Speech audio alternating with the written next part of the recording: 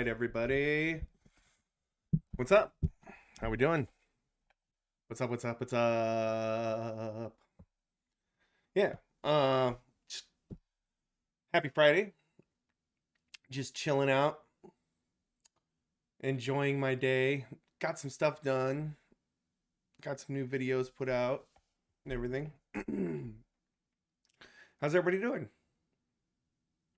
Hopefully good. Had a lot of stuff that I wanted to talk to you guys about today. We got a lot going on. A lot going on. So, yeah, we're going to discuss a few different things today. We have a couple of videos we're going to go over. A second thought video on how capitalism destroys radical movements. We've got a couple of videos from Geeks and Gamers, which this guy is just ridiculous. I want to advocate that he's not what every nerd and geek stand for. So we're going to go over his videos.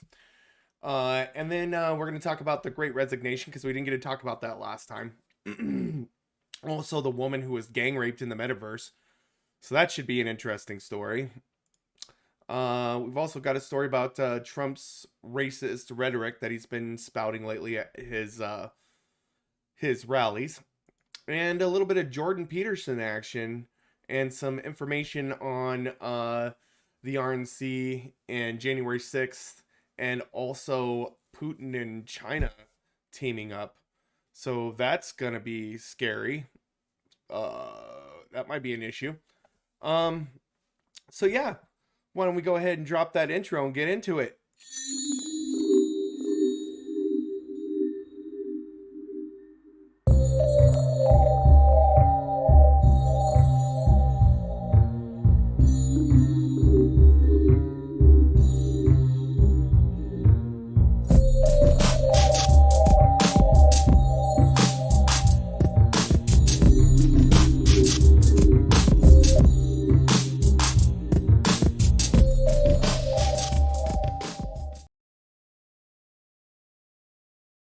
All right. Yeah. It's a beautiful day in the neighborhood. We've got lots of stuff to do today. Not much going on in my life right now. Just been busy trying to get as many subscribers and as many likes and views on my videos as possible.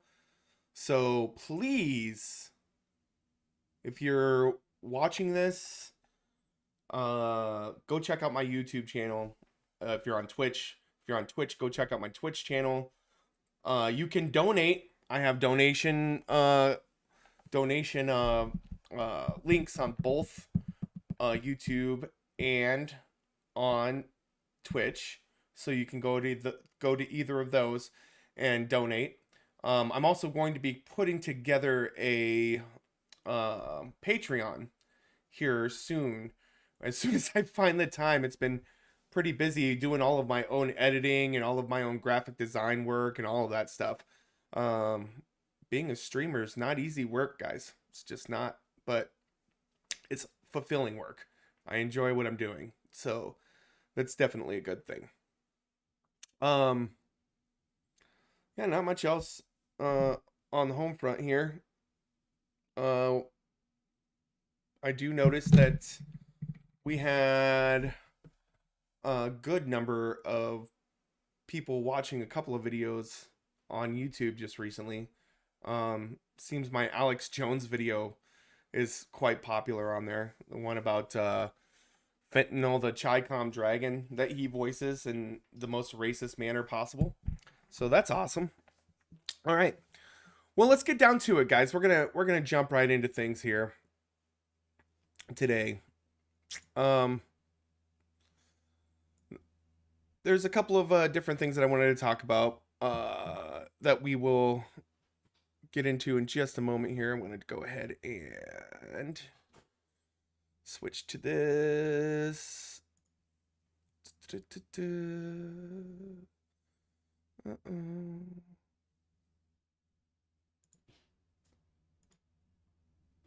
There we go. All right, guys. So let's take a look at this here, shall we? As you can see, Putin and President Xi call for halt to NATO expansion during show of unity at Beijing.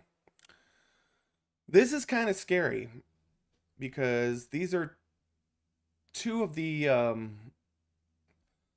largest political powers on the face of the planet. And there are two, I would say, our two biggest, at least financial and economic adversaries, if not, you know, in other respects as well. And there's nuclear weapons involved. That could be an issue. So this just, it's a little bit of added nervousness to an already kind of nervous situation as a whole. So Putin and Xi call for halt to NATO expansion during show of unity at Beijing Olympics. And I had this feeling the Olympics were going to be a catalyst for some political discourse and some political upheaval and things. I just had this feeling. I don't know. So let's go ahead and go through this a little bit. So Russian President Vladimir Putin and Chinese President Xi Jinping issued a NATO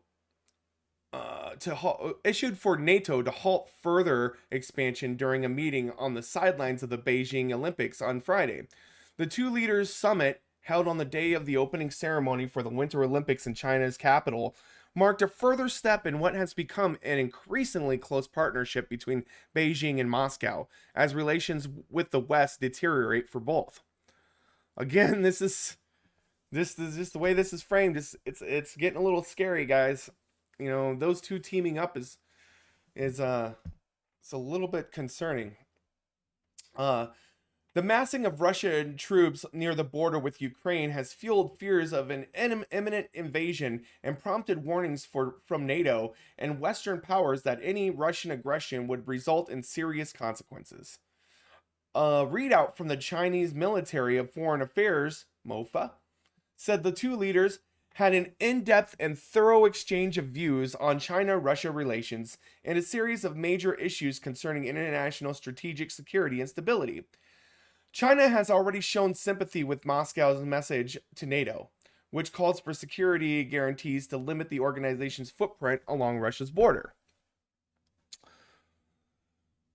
Man, okay, so these two guys teaming up is like Lex Luthor and the Joker teaming up.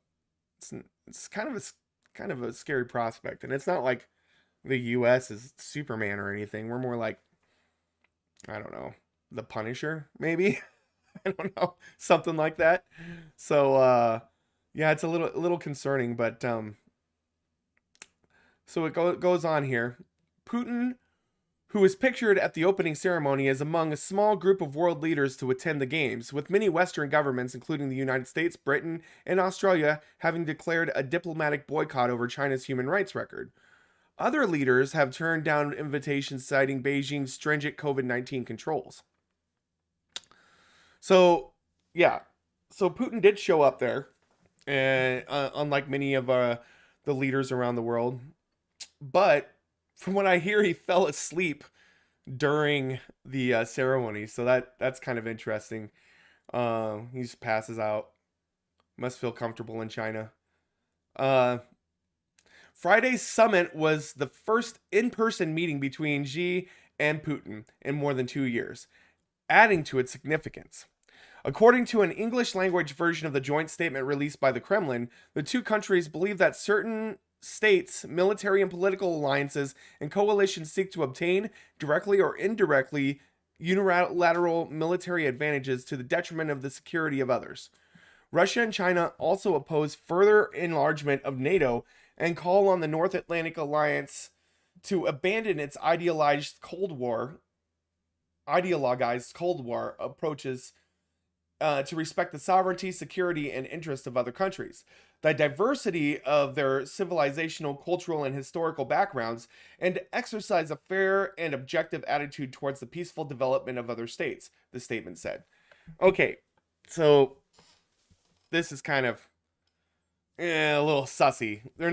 They're saying that they're just peacefully trying to develop their countries. But you don't see peaceful, man. You're seeing a mass troops on the border. You're seeing China deny Taiwan's independence. They're both like authoritarian countries, and the reason that they're making this statement is to kind of demonize NATO and everybody else that's involved in the West as some sort of interventionist, to the point where uh, we're just trying to impose our will on everybody, which is kind of true in a way. That we do as Americans, as the American nation, as our state does typically get involved in things that they shouldn't, as much as very often, actually. The Iraq War, even though they didn't bomb the Twin Towers, different things like that. We have regime change wars all the time, so there is a kernel of truth in that. But what China and Russia, Xi and Putin, what they failed to tell you is that they're worse at it, or at least as bad, if not worse, at this sort of thing, because they will try to annex countries and try to take away the sovereignty of certain countries, and kind of just bring them into their fold and grow their power by doing that, which is why there's troops all over the Ukrainian border. Those troops were being put there before NATO got involved. So that's what triggered NATO to act, was that particular aggression.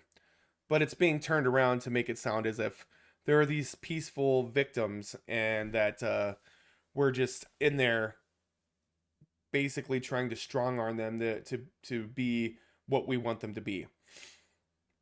Now, where it is true that the United States does get their asses involved in places that they shouldn't a lot of times, I think in this particular instance, with the Ukraine asking for our assistance, it's probably a good idea to help them.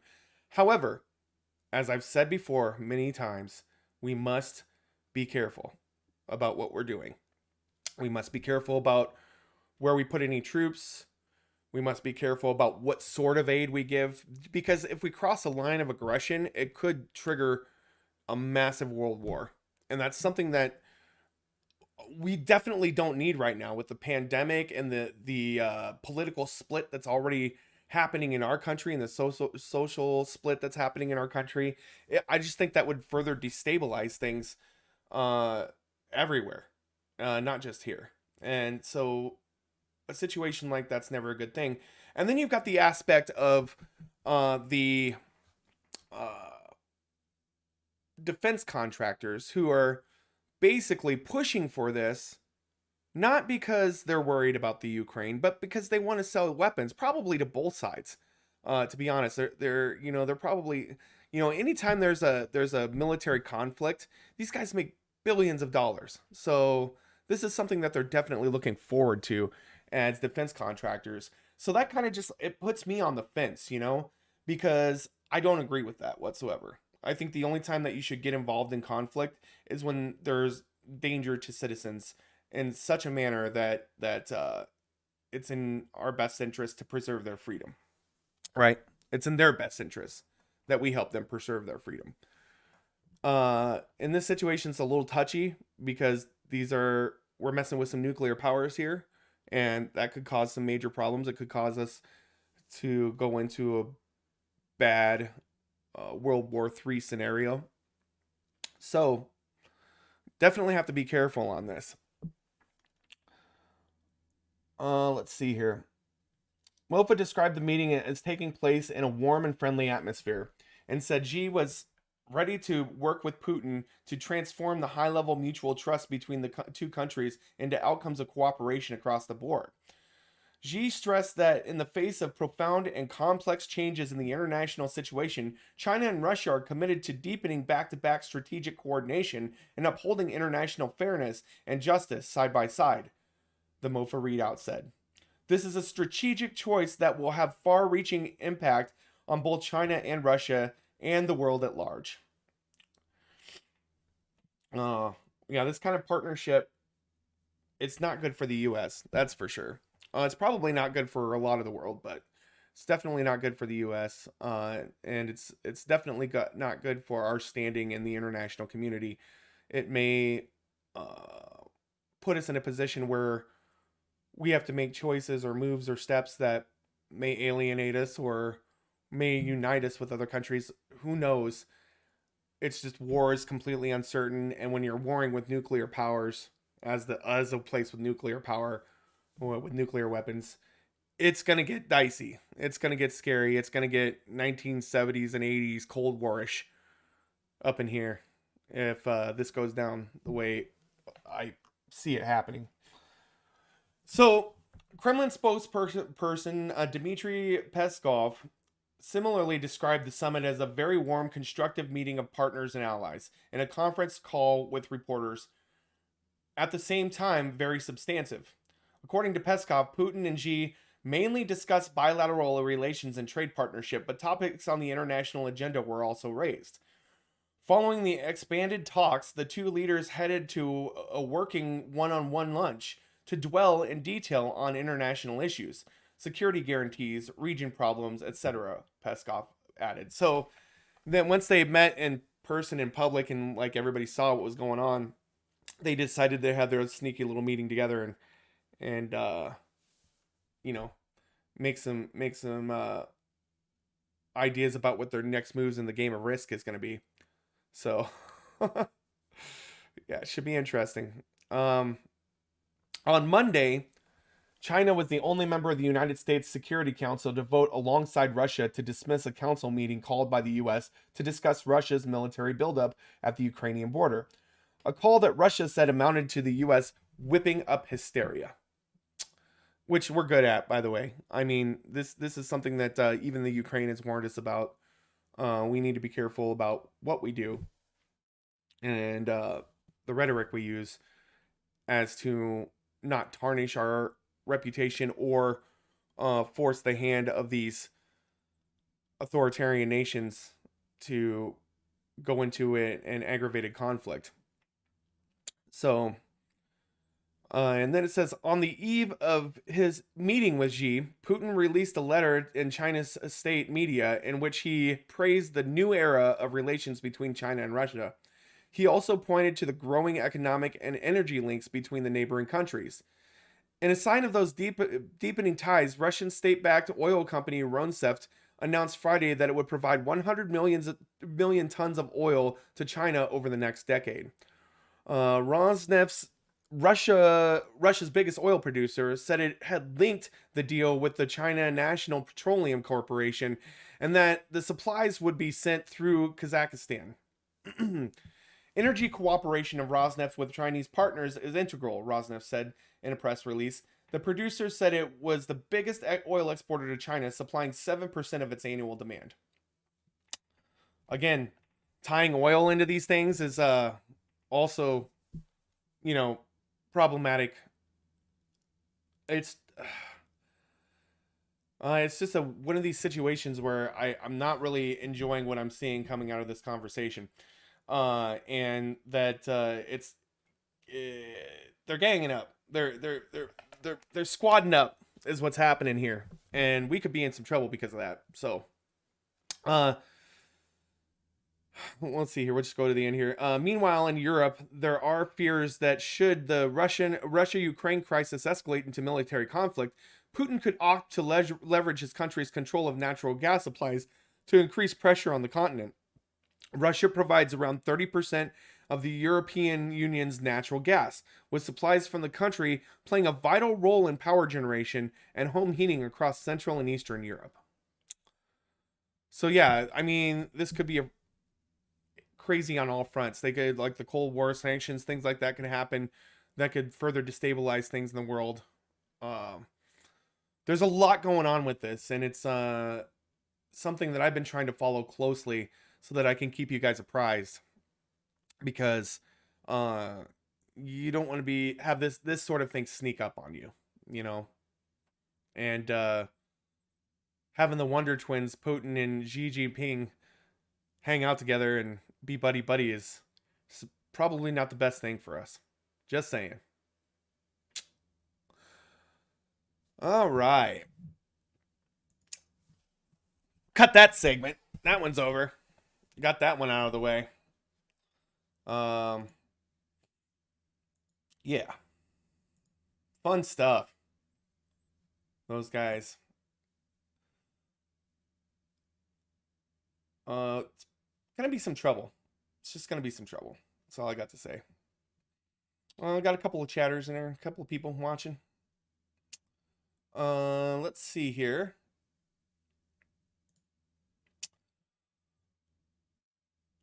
Yeah, we'll do this. I was gonna go over a Second Thought video yesterday, didn't get a chance, ran out of time, so we're gonna do that now. This video is how capitalism destroys radical movements. And this can be seen throughout history. Recently, that it's trying to kill the BLM movement. As you may have heard, BLM's dealing with some like tax issues and some money issues and things, but also there's some issues with people who have previously said that they supported BLM, but really are still in the pockets of their corporate donors, and so work against the goals of BLM and other organizations like it. So let's take a look at this video, shall we? Gotta love Second Thought. Definitely subscribe to Second Thought's channel if you have not done so as of yet, because lots of good stuff coming here. This episode and others like it are made possible by the generous support of my patrons on Patreon. We just did a major overhaul of our patrons-only Discord server, so if you'd like to join our growing community and get early access to every video, consider becoming a patron at patreon.com/secondthought. Remember when these videos started with rhetorical if statements? Me neither. Anyway, if you ever looked at a screen during 2020, you probably saw this image. It's the Black Lives Matter mural in DC. And like many other things I start my videos with, You know, they have a similar one to this. That's actually, well, as you can see, this one will be like propaganda, so that you know, later in the video we'll talk about that. But I just recently watched a video on Greenwood, Black Wall Street, and they have a similar mural like that there. And it's a really good documentary. I wish I could remember the name of it. I would suggest it. But they were talking about they finally were able to dig up the mass graves of many of the people who died in Black Wall Street. So it's no longer even an inkling of an urban myth. This is actual historical fact. Nobody can deny it now. So that's a good thing. Definitely a good thing. Probably be talking about something else in like 30 seconds. For now, though, I want to talk about this mural, because it's one of the most obvious political stunts in recent years. Commissioned in June of 2020 by Washington, D.C. Mayor Muriel Bowser, the Black Lives Matter mural accomplished two things. It made Apple Maps briefly relevant again, and it set me on the path of writing a 20-ish minute video about political recuperation and Gramscian hegemony 2 years later. Other than that, not so much. Well, sorry, it did do one more thing.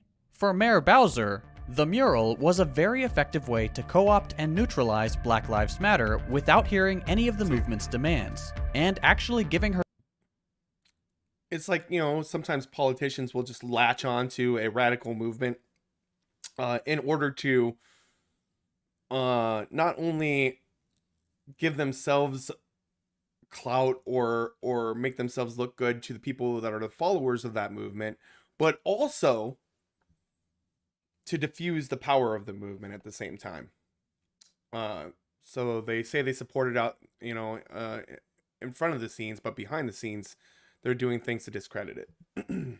herself the freedom to move in the complete opposite direction. I can't believe I almost forgot to mention that.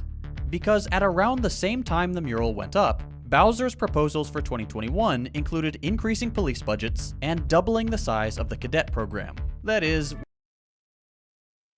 So yeah, it's all about police brutality and how police are horrible to the people of color in this country. And she raises the budget, all while painting these big yellow letters. when she wasn't busy spending time on TV proposing her, let's say, creative interpretation of what defund the police really means. You're gonna laugh, but I clearly misunderstood what defund the police meant the first time around. Oh man, I am embarrassed. Of course, the DC wing of BLM was quick to point out Bowser's hypocrisy and call the mural out for what it is, a pointless stunt. And they're right, but it's also a lot more than that. This mural fits into the more general topic of political recuperation and the idea of governing through consent. Let's do a Manufactured consent, that is. video about that. Because the truth is that symbols like the mural and more generally quote-unquote culture matter a lot in politics. Even though I had a lot of fun being a cheeky little guy and saying the mural didn't achieve anything, I only said that because, well, I wanted you to like me. And because I meant that it didn't help achieve the goals of the BLM movement in any way. In fact, it actively hid the betrayal of the movement's demands entirely. But it still mattered. Yeah, see, this is you just give them a bunch of paint and a big ass sign that spouts the logo of their, or the slogan of their movement. All the while in the background, just making sure that everything that these people stood for is whitewashed and nullified. A lot as a cultural symbol, because ultimately, it was an integral part of the liberal co-optation of the Black Lives Matter movement and its watering down to a vague demand for recognition. It allowed Democrats like Bowser to remain as legitimate political figures in the public eye without actually representing the more radical wing of their electorate or carrying out its demands. In that sense, the mural did actually achieve quite a lot. In politics, this kind of co-opting and watering down of radical ideas is sometimes called recuperation. Okay, really it's only called that by this guy, Guy Debord, badass smoker and French philosopher of the mid-20th century. Who is this nerd? Well, he wrote a book, so now here we are. In La Société du Spectacle. I don't know if that's how it's pronounced. his book, The Society of the Spectacle, and in the Manifesto for the Situationist International, which he also wrote, Guy launches what academics call an attack, and what everybody else calls a couple paragraphs of words, on what he considers the new era of capitalism. Capitalism 2, Consumerist Boogaloo. Following World War II, Guy became concerned with how his native France adopted consumerist culture, a society in which the solution to all the ills of modern life are channeled through the acquiring of mass-produced commodities. Guy described how, in the search for ever-growing markets, a society in which basic needs were generally met for most people turned to the consumption of not really necessary stuff. Buying not really necessary stuff became a new fundamental economic. That's what the whole economy is based on, is buying unnecessary stuff. Like, I mean, everybody does it. Even people who are homeless buy unnecessary stuff. Right? Like, consumerism is the whole point. It's the catalyst for keeping capitalism alive. Need, but also a basic human need. In a consumerist world, market actors and advertisements are no longer trying to convince you to want the hip new FM radio. They are telling you that you need it, in the same way that you need food on the table. In short, ads create new needs. Beyond this incredibly simplistic description of what advertising tries to do, however, Guy explains that it's not an actual belief in the need to own the latest piece of tech that motivates us to buy it. It's a need for the way these commodities make us look. In other words... Right, it's like keeping up with the Joneses. I don't know if you guys have ever heard that statement before, but it's a fear of missing out. It's FOMO. Seriously, like, you see somebody with the latest Note cell phone or the latest Apple iPhone or whatnot, and you know, they talk about how cool it is, and it's kind of it's status. It's a status symbol, right? Like I guess I'm one of those people who I don't care too much about that stuff. I mean, there are certain things I guess that I'm a consumer of. Like I like to smell good, for instance, you know.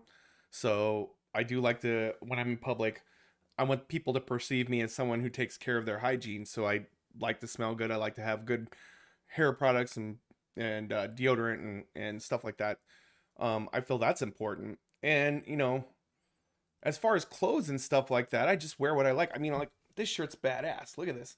I guess it is a statement about who I am, a little bit about who I am, because I'm a big nerd. I like Star Wars. I like Star Trek. I like comic books and stuff like that. So, um, you know, there's a little bit of that there, but it's not a status symbol.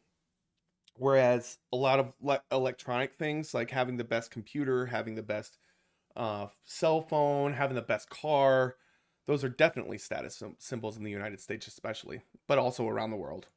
Appearances become essential to consumption, and by extension, to all of social life. It's all about appearances. I remember those commercials. Everything becomes about the spectacle. You need stuff not because you actually need it to live, nor do you need it because you're tricked into thinking you need it to live, but because you need to keep up appearances. It looks good to have stuff, and the specific stuff you have.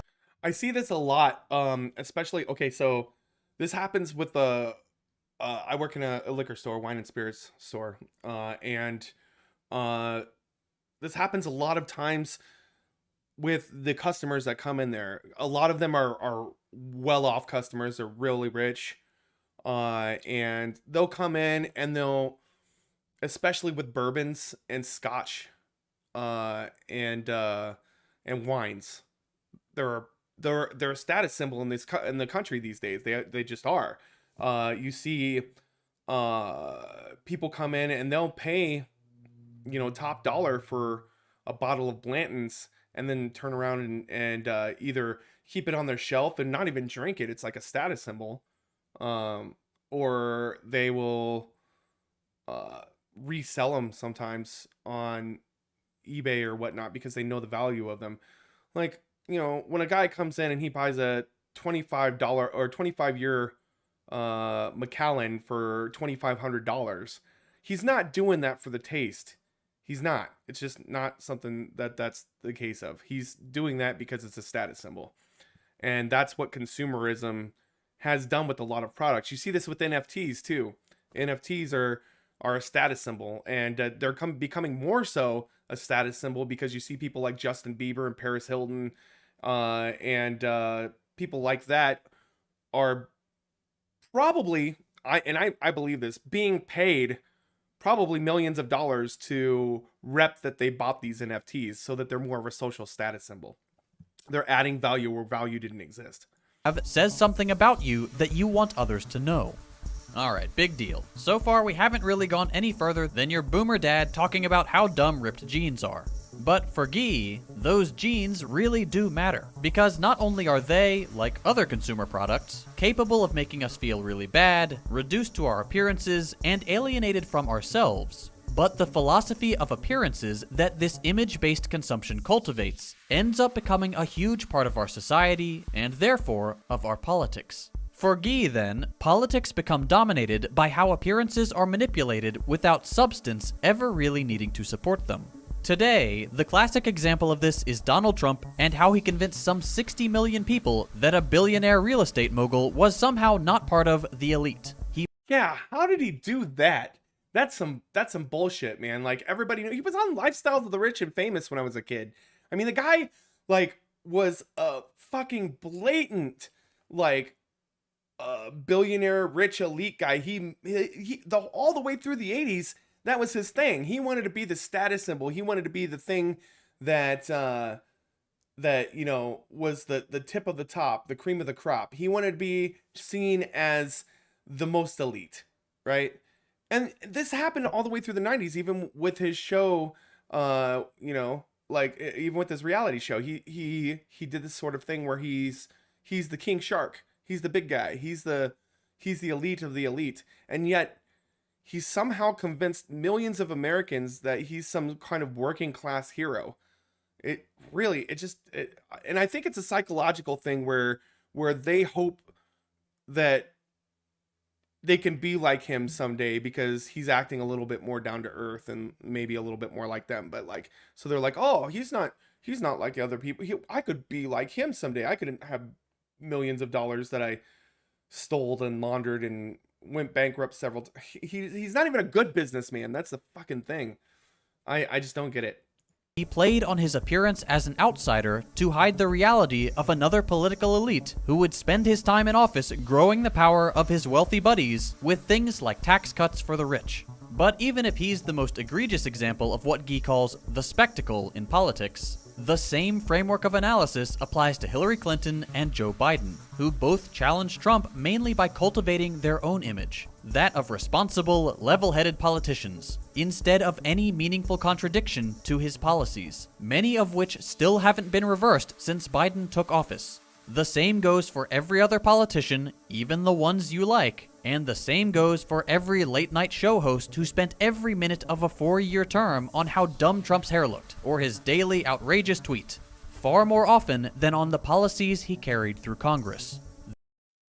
This is very true. It's kind of disgusting how America is just a popularity contest. There's no when it comes to the news and the media and things like that, there's no real substance there.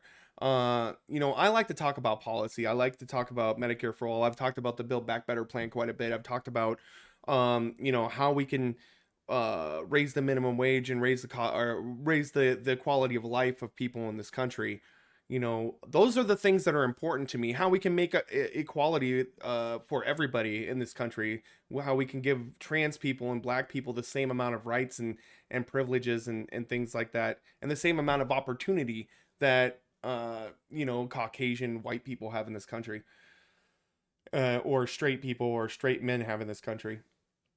So but there's never that. It's always political theater. There's always a distraction. It's always going to be a distraction to keep you away from the real points, because none of these guys, whether they be Democrat or Republican in Congress, actually want any change to be done unless it favors their pockets. All right. And so the Democrats are largely funded by the same people the Republicans are, and they're both puppets on each one of the arms of the corporate interests that have them in their pocket, right? So what the Democratic Party represents is a controlled opposition to the Republicans, because they know that if they let the Republicans push as much as they want and everybody in Congress just agreed, there would be a fucking riot on their hands. The American people wouldn't buy it. So they need some sort of opposition to feel like that is standing for them, even though that people like Biden and the corporate Democrats don't actually stand for them.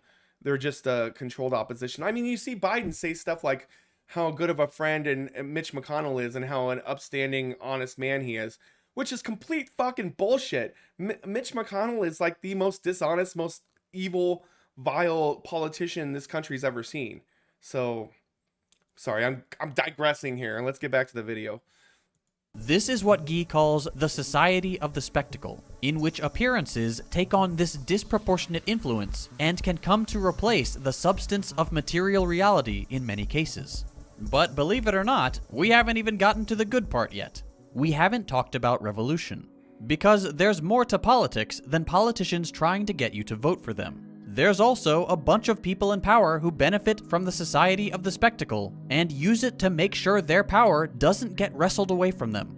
When the dominant class is confronted with radical, subversive, or revolutionary opposition, movements like Black Lives Matter, for example, using the power of appearances comes in really, really handy. That is recuperation.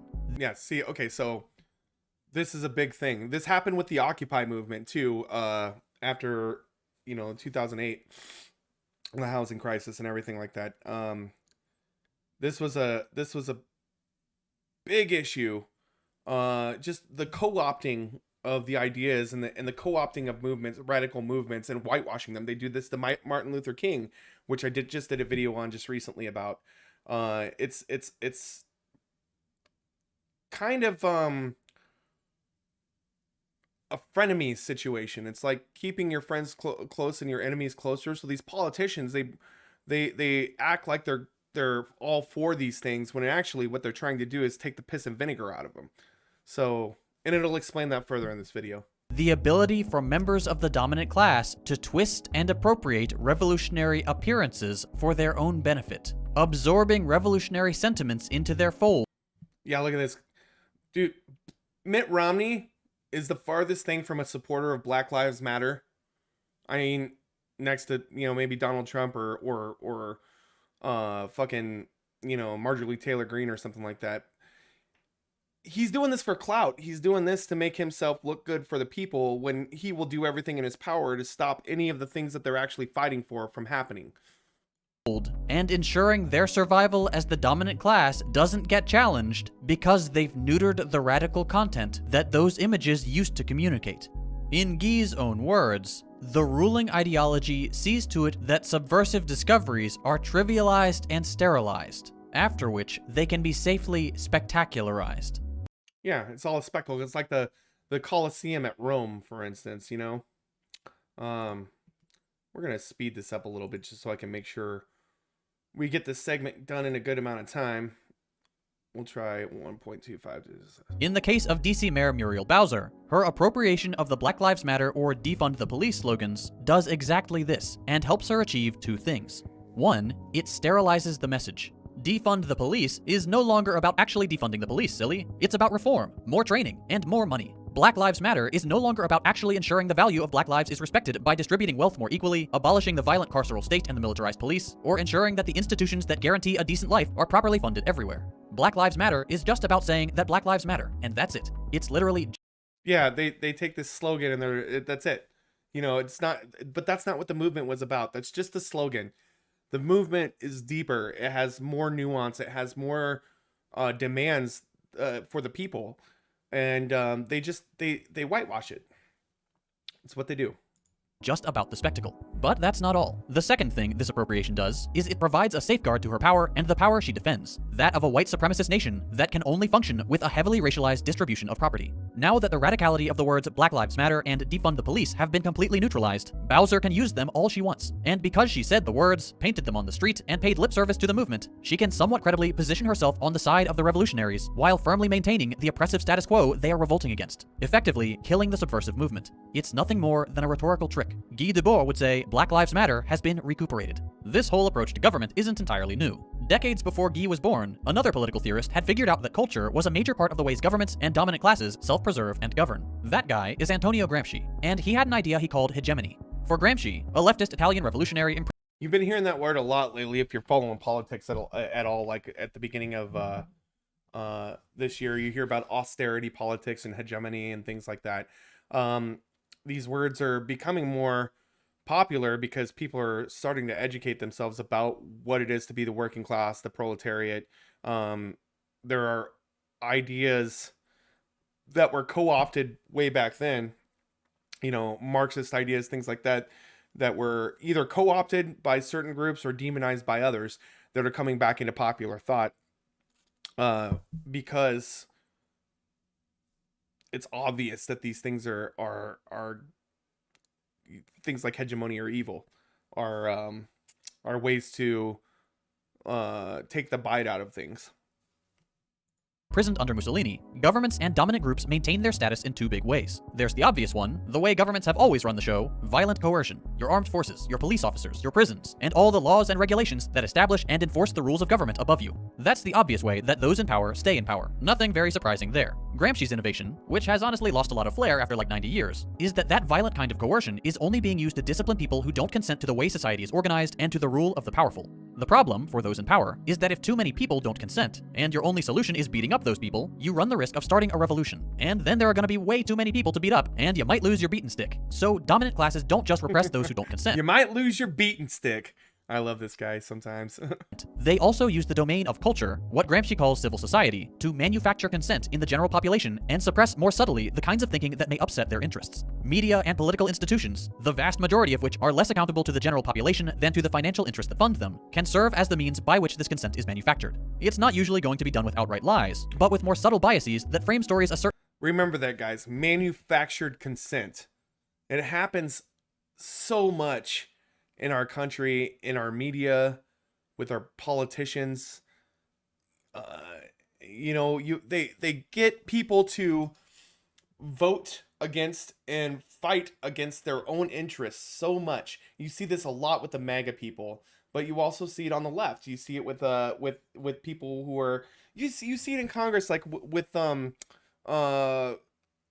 progressive caucus caving to the bipartisan infrastructure bill, only to be, you know, basically fooled into thinking that they would also vote for the Build Back Better plan, which they wouldn't, and they knew. I mean, they have to be smarter than that, right? So either they knew that and betrayed the American people, or they didn't know that and they're dumb. Either way, there are some people in the Democratic caucus that need to be voted out or step down from positions of leadership. I'm mainly speaking about you, Pramila Jayapal. She made a big mistake there, but this happens all over. I mean, media does it all the time. It's happening right now with several different things, including the Ukraine Russia situation. We do it with China all the time. It's manufacturing consent is basically when they put ideas in your head and beat them into your head to the point where a good portion of the population believe them, and it allows them to go ahead and do the nasty things that they need to do. Certain, at times dishonest way, or focus on one issue while ignoring another, or transform the debate, or change the language with which it is understood, or make it about something else, or platform some people and not others. Ultimately, however that consent is manufactured, the main goal will be to present one narrative as dominant and most easily agreed with, and its contradiction, which could threaten established power, as disagreeable. The upshot, if you're one of these people in power, is that the more people speak in your terms and agree with the basic premises that keep you in power, the less you'll have to repress them with guns and barred windows. To be clear, all forms of media will have bias. There is no such thing as absolute neutrality in media, as I constantly tell people in the comments. The difference with manufacturing consent is that the assumptions that communicate bias aren't framed explicitly as such. They're presented as if they were common sense, or at least they're never explicitly challenged. Yeah, that's the thing, is like there is no unbiased opinions, right? But people will try to frame it that way to trick you into thinking it's unbiased, so that you're thinking, oh, well, that's just fact that they're speaking right there. That's common sense. We just got to listen to them. And that's how they do a thing like manufacture consent. It's it's quite a psychological clusterfuck of a game that they play. The result is that kind of bias can become almost imperceptible to a general audience when these unchallenged, mostly hidden biases are repeated across the entire landscape of the media we consume and in civil society more generally. This is cultural hegemony, the absolute and incredibly subtle domination of culture by one group. Guy called this the rigged arena of official culture, and Gramsci's analysis uncovered its relevance and maintenance by the upper class, the state, and their institutions. Nowadays, it's not hard to see the constant debate of the phrase defund the police, three words which could not be easier to understand, participating in this muddying of the water and pacification of a more radical idea. This form of government, that operates through cultural institutions, sanctioned political debates, and the recuperation of subversive politics, can have incredibly powerful consequences. Not only does it maintain the kinds of oppressive power structures that we all know and love from your classic capitalist society in the short term, it can create what another nerd calls capitalist realism. This is the last nerd, I promise. According to Mark Fisher, yet another political theorist, capitalist realism. I like politics nerds, though. I don't mind them. These guys are really smart. They come out with some good concepts. Yeah, you should read more, guys. Is the widespread sense that not only is capitalism the only viable political and economic system, but also that it is now impossible even to imagine a coherent alternative to it. Capitalism becomes common sense. Here again, according to Fisher, the interests of businesses, which are usually framed as the interests of the economy, are so dominant in our culture that we come to accept truly horrible realities as inevitable and uniquely real. While this is very true, because even myself, who considers himself a socialist stuck in a capitalist society, even in that, I still it took me a long time to break out of the thought that there's no other way to run an economic system other than capitalism. That's all I was taught my whole life. Everything else, I didn't even know socialism was a alternate economic system until I was about 17 years old, when I started doing a lot of studying myself. And that's another way that they manufacture consent is they teach you how half truths in school, and it's getting worse and worse as we go on with the banning of books and with what they trying to get rid of what they call critical race theory, but it's actually just American history, right? So yeah, this is something that it's going to be a hard fight to get people to realize that there are other options than just capitalism. The neoliberal era has produced endless suffering around the world, the possibility of global human annihilation by climate change, and countless wars and conflicts for profit. Billions of people still justify the integrity of the global capitalist economy because it has become incredibly difficult to imagine an alternative. Hey, it might be horrible, but it's the best we've got. At least that's how we've come to rationalize it. And for that, we have to thank, at least in part, the persistent efforts of recuperation that have hollowed out even the most revolutionary of movements and made them agreeable to the persistence of a capitalist economy. In the neoliberal present, the only solutions that are considered valid and enter the public debate are those which merely mitigate what capitalist societies portray as externalities of economic production. The problems of a capitalist society aren't really problems with capitalism itself, of course, just its execution. They're externalities, unintended consequences, nothing more. We're led to believe we can really fix these issues without challenging the overall economic order. The thing though is there's again, that's another thing. I don't absolutely agree with him there. I believe that the harm in capitalism can be mitigated to a certain extent, but it's hardly ever enough and it's hardly ever permanent, right? So we fix something in capitalism and it's fine for 15, 20 years. And then all of a sudden some guy comes along and then changes the rules, changes the tax plan, changes the structure of the way that we interact with our economy and the way that corporations and the owner class interact with the economy. And then we're right back to where we started. So that is a problem I find with capitalism, is that it is too easy to manipulate it so that one class is well dominant over another, and that equality is taken away, and the power is concentrated into a small few in the country. So that's why we need to change things. But many of these issues are so intimately tied to the pillars that uphold capitalism that they won't go away without those pillars crumbling too. Bezos. Jeffrey Bezos. Right. Under the logic of capitalist realism, there is no abolishing capitalism, or even considering that as an option when trying to solve its problems. The only legitimate way to quote-unquote solve climate change, for example, is staying squarely within market logic, buying eco-friendly things, or watching your individual carbon footprint. Now, I totally believe this. Capitalism is the worst thing for the planet and for fighting against climate change. Because every time we try to do something that will fix the issues with climate change, it is either trivialized or has the power taken out of it by politicians and media figures saying, oh, we can't do that because we can't afford it, or all these people will lose their jobs in the oil industry because if we start to build solar. And there's all these excuses and things that all have to do about money instead of the death of the fucking planet, right? So again, capitalism tends to allow for the people in power to just keep amassing that power no matter how much it ruins the planet or ruins the systems in which we live. Or creating new carbon markets to try to gamify pollution. It's not that an economy that needs to grow endlessly forever and constantly deliver at least 3% gains to shareholders will inevitably extract more from the earth to produce more to sell more. It's just that you're not buying enough paper straws. Save the turtles, you selfish jerk. Under the logic of capitalist realism, entire alternative economic models are cast aside as utopian, as jokes, as impossible. You'll hear things like, how can you really defend communism? Don't you know every time someone tried it, it failed? But don't pay attention to all of its successes or the ways capitalist societies are failing you right now. Those we can actually fix. This economic model is different. It can actually achieve all that utopian stuff. The fact that it's dominated the global economy for centuries and these issues have only gotten worse doesn't mean anything. Trust me. Part of the tremendous power of capitalism. Yeah, that's the thing, is like, you know, at the beginning capitalism was pretty great because compared to what we had already in you know, monarchies and feudalism and things like that, it was definitely a better alternative than that. It gave more freedoms to the common people. However, as time went on, that system was gamed and gamed and gamed, and the powerful and wealthy aristocrats kept building and building and amassing their money. And they were actually in charge to begin with anyways, because, it was just wealthy landowners that were able to vote in this country at the beginning. It wasn't everybody. So, that's something that we eventually added on, was that people had the voting power, but they didn't want to lose their power, so they tried to stunt the voting power of the people. They didn't let women or black people vote for long periods of time. So just recently, relatively, in this country.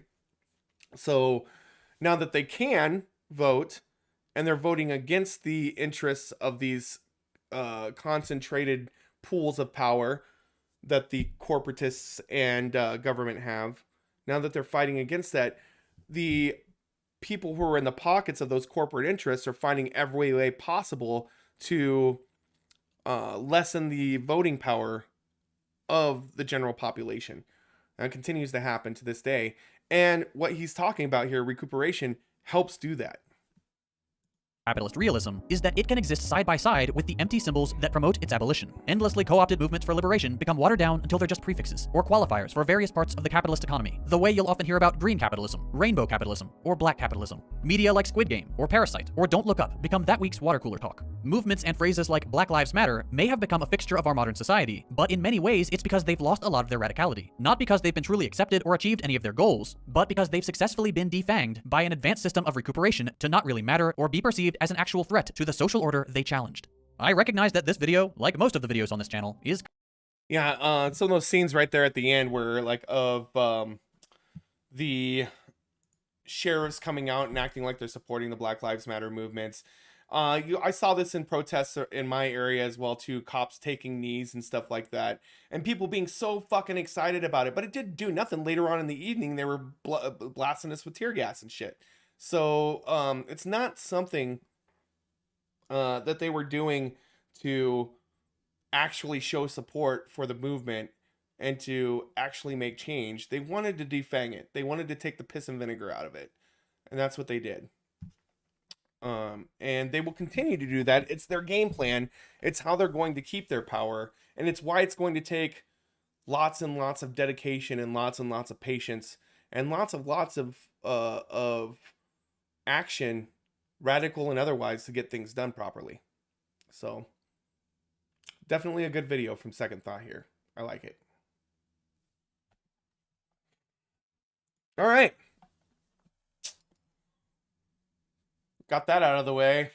I've been wanting to react to that video for quite a while and explain some of the points in there, so that's good. I was happy to do that.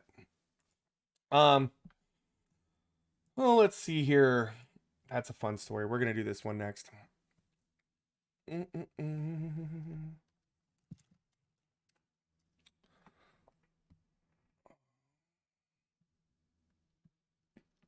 How's everybody doing? Anybody got any good plans for the Friday night? This is my plan, hanging out with you guys. So, and then afterwards, I may, I don't know, watch some TV or something, and then go to bed because I have to work tomorrow as well. So, let's get into this, I guess. How many of you have heard of the Metaverse? So the Metaverse is, it's actually not a new phrase. It's been around for a while. There was a book called Snow Crash that I've actually read. It's a really good book, in the vein of Ready Player One, that talks about a dystopian future where everybody escapes to the Metaverse, which is a virtual reality world that's indistinguishable from the one we live in. It feels as real, right? So that brings in some interesting thought experiments, right? Like, you see Facebook and how people treat each other on Facebook as is. You see games like Valorant and other games where girls will go on and play and totally get treated like shit from the guys, right? So what about a world where it's completely virtual, somewhat anonymous, but you're able to see, touch, and feel everything that's going on in that world, right? You get to experience it with your five senses as if it's a real world. Now, we're not quite there yet, but we're getting there. All right. And so what happens with our, proclivities when that's the case as a society? What happens when dick pics are in virtual reality and no longer become dick pics, but become sexual assault? So that's kind of what this next story is about. This next article. So apparently, this woman says she was virtually gang raped in Facebook's Metaverse. Now, when I first heard this, I was like, okay, well, that's kind of interesting. I mean, I don't think we're quite there yet where you can actually feel sensations to that extent. But I mean, then I started thinking about how even just having somebody send you a dick pic for a lot of girls, or having somebody harass you online, can be somewhat traumatizing and can be somewhat psychologically damaging, right? So just imagine if you take that a step further and you're virtually present in a place. So it says, within 60 seconds of joining, I was verbally and sexually harassed. A woman says she was virtually gang raped in Facebook's Metaverse just seconds after she stepped into the new virtual world. Within 60 seconds of joining, I was verbally and sexually harassed. 3 to 4 male avatars with male voices, essentially but virtually gang raped my avatar and took photos. Nina Jane Patel, a 43-year-old London-based mother, wrote in December Medium post that has only just started to attract online attention. As I tried to get away, they yelled, "Don't pretend you didn't love it, and go rub yourself on the off to the photo." It was surreal, Patel added. It was a nightmare. Reports of sexual violence are already proving to be a problem in the metaverse. In early December, Verge reported that a beta tester had alleged that a stranger had groped her avatar. Sexual harassment is no joke on the regular internet, but being in VR adds another layer that makes the event more intense. If you've ever been in VR, I've been in a minimal amount. Like, I've gone to a couple of VR cafes, and I have a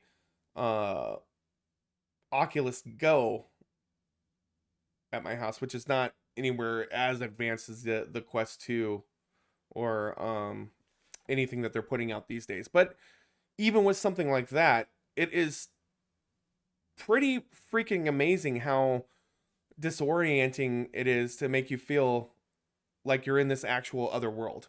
It suspends reality. Let's just say that. So for it to suspend reality and for you to be treated in this manner, I could see could be very traumatizing.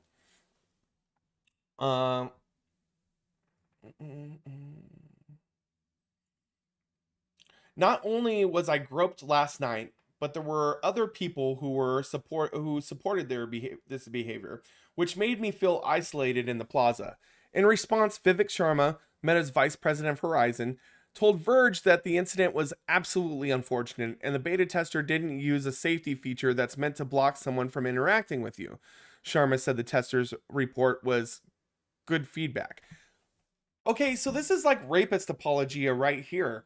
Just in that statement, it's unfortunate, but the beta tester didn't use a safety feature that's meant to block someone, so it's their fault, right? It's this kind of framing is the same kind of framing you say when you say to a woman, "Oh, you were sexually assaulted? Well, what were you wearing when it happened?" It's absolutely disgusting that they would even try to broach that in this feedback here. Let's see here. Arwa Madawi, a Guardian columnist, slammed the response as a bit of casual victim blaming, as I just said. It's the digital equivalent of telling women that if they don't want to get harassed while walking down the street, then they should just stay at home. It's an old-fashioned misogyny repackaged for the digital age. Very, very true. Very true. Just said that. Last year, Mark Zuckerberg announced that Facebook's parent company would be renamed Meta and focus on the supposed digital universe of the future. Within that world, people's avatars will theoretically be able to do anything they already do in the real world, from hanging out with friends to going to concerts to mundane tasks like grocery shopping. We're sorry to hear this happen. We want everyone in Horizon venues to have a positive experience.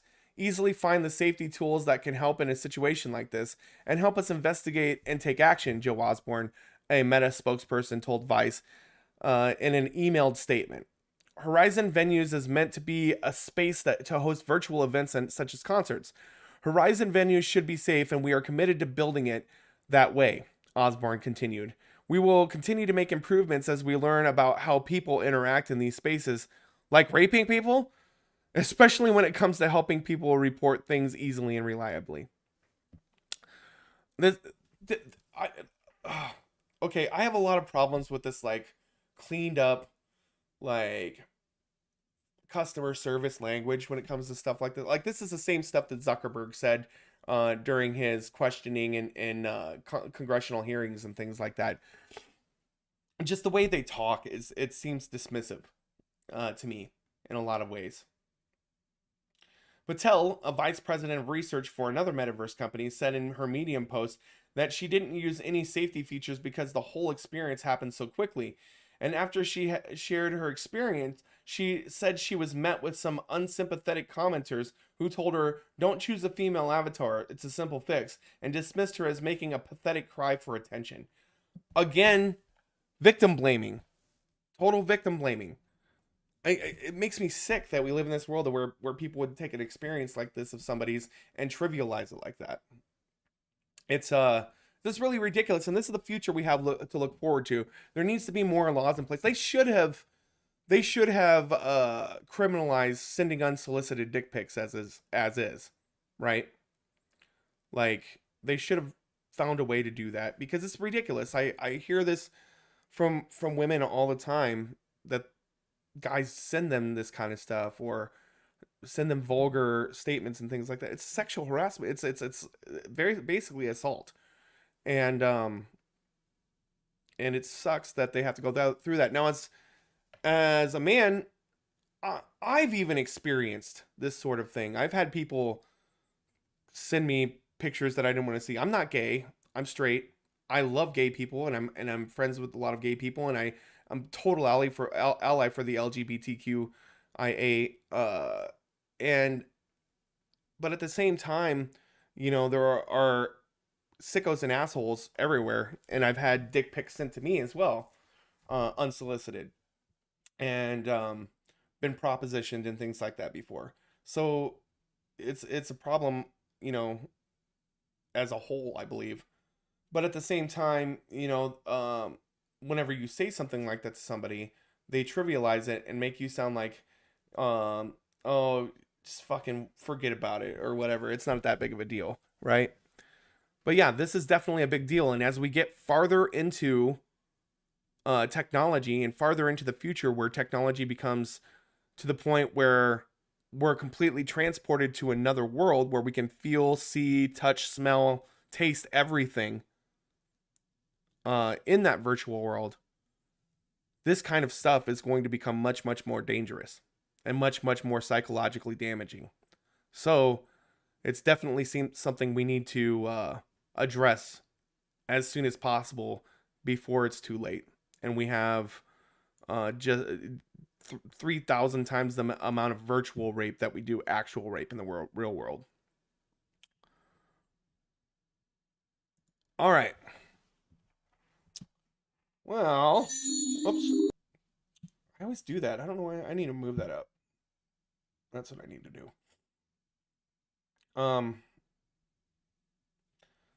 My hair looks extra blue today. Jesus. Extra blue. I like it though. Oh, man. It's been a long week, guys. Been a long week. once we get through these segments, we're going to play some video games. Because I haven't gotten to do that on stream the past couple of days. So, speaking of video games, I think we'll go into this segment next. There are a lot of problems with geek culture when it comes to misogyny and racism and things like of that nature. Unfortunately, because for me, comic books and science fiction, things like that, have always been about inclusivity, has always been about equality, has always been about the ideal. You know, my first ideas of, before I even knew socialism was what it was and communism was what it was, I saw Star Trek and their advanced economy where all of their needs were met, and they worked on basis of merit because they wanted to further the progress of society, right, of the human race. And that just always hit me really, really, really hard, right? Those types of things. There were allegories for trans people, even in the 90s, 80s and 90s with Star Trek The Next Generation. And this is a continuing trend. You see this a lot in sci-fi, that it's supposed to be about inclusivity. It's supposed to be about equality. It's supposed to be about good over evil, that sort of thing, right? So it does bother me quite a bit when I see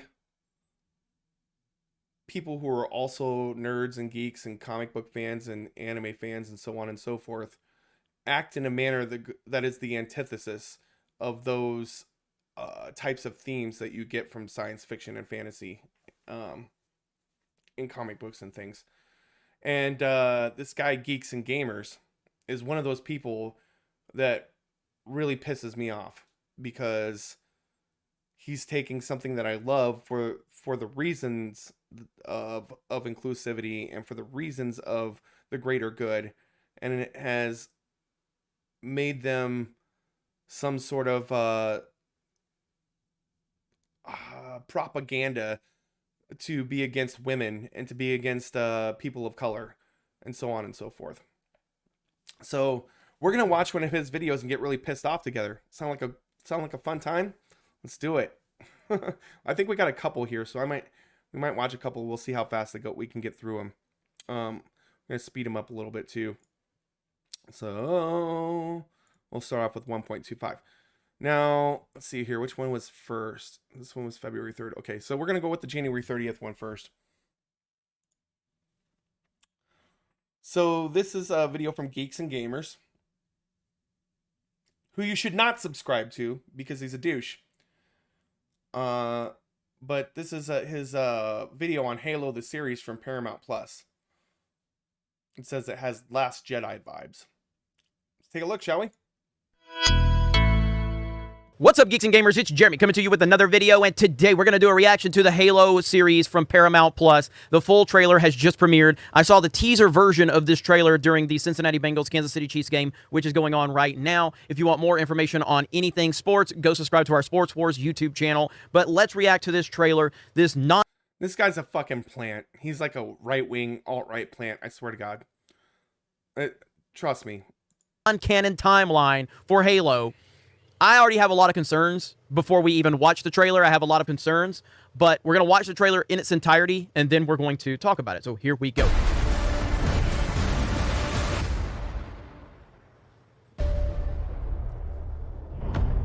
Copyright strike. No. I think we can watch trailers, though. You.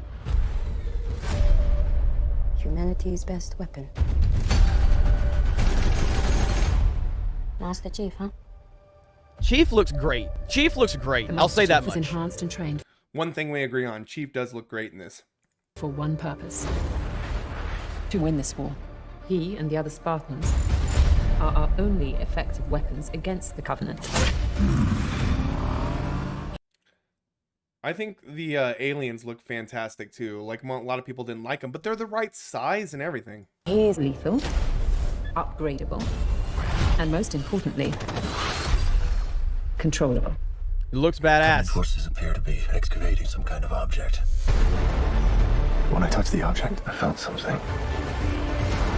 I felt different. What they did to us makes you numb. And you just decided to help me. Why would a Spartan do that? What does one do with a superhuman you're not sure you can trust? Hello, Master Chief. I'm Cortana. That was weird. Cortana looks weird. Master Chief recovered something. Sacred ring. Halo.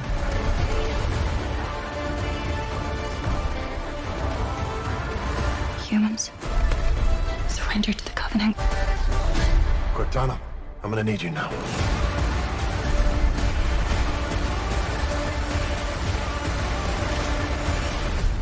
Find the Halo. Win the war. What?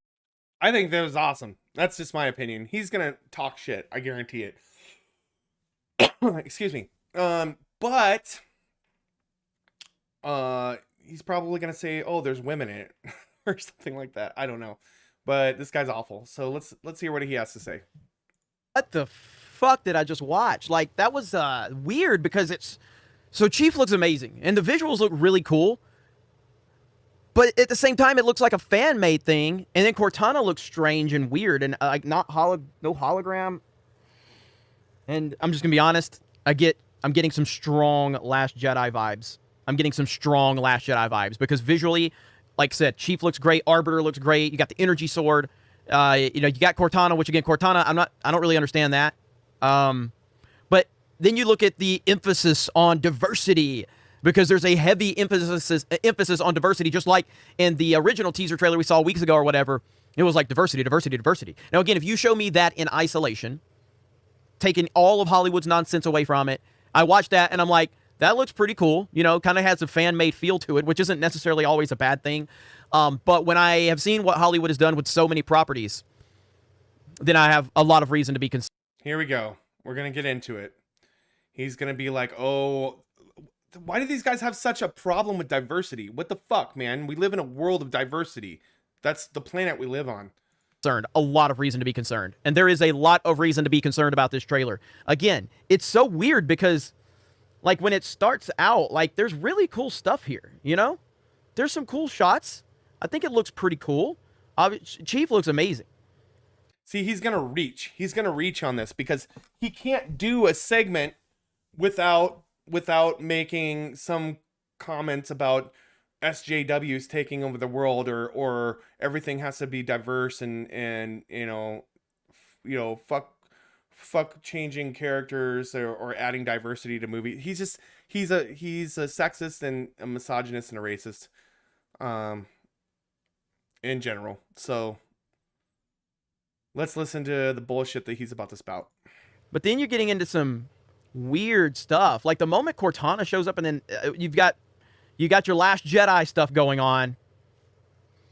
There's a warthog, that's pretty cool to see. There's no doubt about that. I mean, that is cool to see. That is cool. Chief looks great. But once they show Cortana, it just starts to feel very strange. What is this? What is going on? What are you talking about? Like, Lord, actually, man. I have no idea. He needs to say a fucking point. Like, he just needs to quit saying, "What is this? What's going on?" Like, what are you? What's your beef? What's your problem, dude? Idea. I'm very concerned about this. I think they're doing exactly what The Last Jedi did. You know, if you go back to my trailer reactions to The Last Jedi, I was very, very excited about that. And visually, they were able to pull a lot of people in, myself included, until you could actually see through it. And I feel like what this is doing too. And again, it's the fucking deep state, bro. It's not like a visual masterpiece because, like I said, at times it feels really cool. Chief looks great, but then at other times it feels like a fan-made thing. But then you get to moments like the Cortana stuff, and it's the whole thing's just weird, man. That is a weird trailer. Why? A lot of emphasis on diversity. Why is it weird? Diversity is our strength, everyone. Diversity is our strength. So it didn't even say anything about diversity in the trailer, saying diversity is our strength. Because it had some people in there that were women and that were of different colors. That's automatically, you're thinking that's the focus. This guy would be he would live in an all-white society if he could.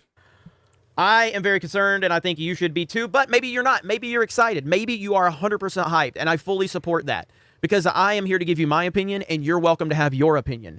And if you're excited about this, I say God bless you. I have nothing but support for you. For me, I've been burnt too many times, so if I start to see elements that concern me, I'm going to call those things out. I can be proven wrong. I'm 100% okay with being proven wrong once the series gets here. But this is what fans do. We speculate, we find things, and we either see things that are going to make us happy and excited, or we're going to see things that are going to make us cautious and concerned. What, like you see an Asian woman and it just makes you mad? Is that what it is? Oh, God, man. I am cautious and concerned because I'm seeing a lot of Last Jedi vibes from this trailer.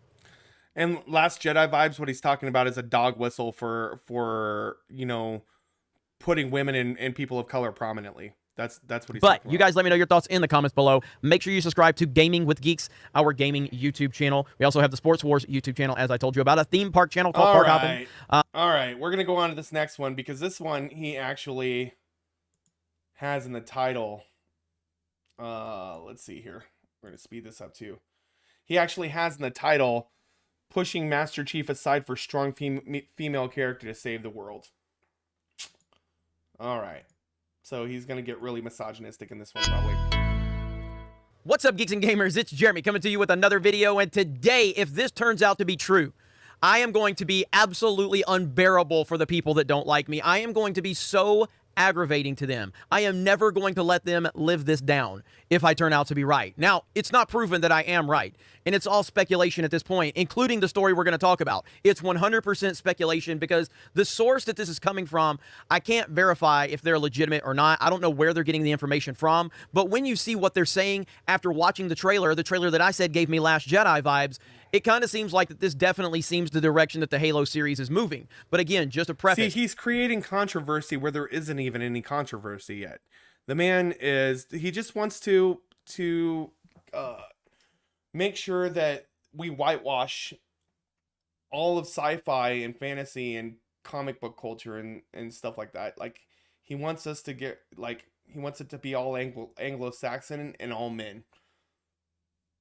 I think he just likes to see men in tights and men in uniform and stuff.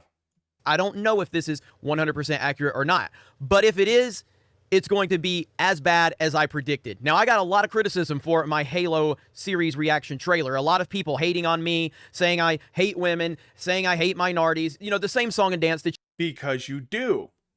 You get every time you actually criticize Hollywood for weaponizing people's race and gender, because that's what they do, because Hollywood's not interested in writing interesting female... How are they weaponizing it?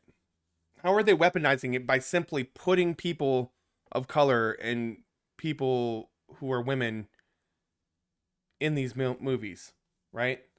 How? I don't get it. Do they not get a say in the world? Is it just supposed to be you that gets to save the world in all of these sci-fi adventures and stuff? People that look like you, people that have a dick like you. It's bullshit, man. Characters or interesting non-white dude characters. There's plenty of examples out there. Hollywood just doesn't seem to think that non-white dudes are worth any time or effort. They just want to shoehorn them in to pre-existing roles or just work them into something just so they can say that they've checked off the social justice checkmark boxes. But if you look... I don't think that's necessarily true either. Like, I don't see, for instance, Falcon as a underdeveloped character that they just shoehorned a black guy into, right? I don't see that at all. There's several different roles like that are not shoehorned into the situation. And he's just a mad little white boy. Look, over the course of time, we've had incredible non-white dude characters so many times in tons of movies. I've talked about movies that I watched when I grew up on. Boys in the Hood, Juice, Above the Rim, Menace. You realize what he's doing here, right? He's like, black people stay in black culture. That's what he's saying, right? He's saying, you go be in your gangs and in your basketball movies and stuff like that, but stay out of our sci-fi. That's for white people. That's basically what he's saying here.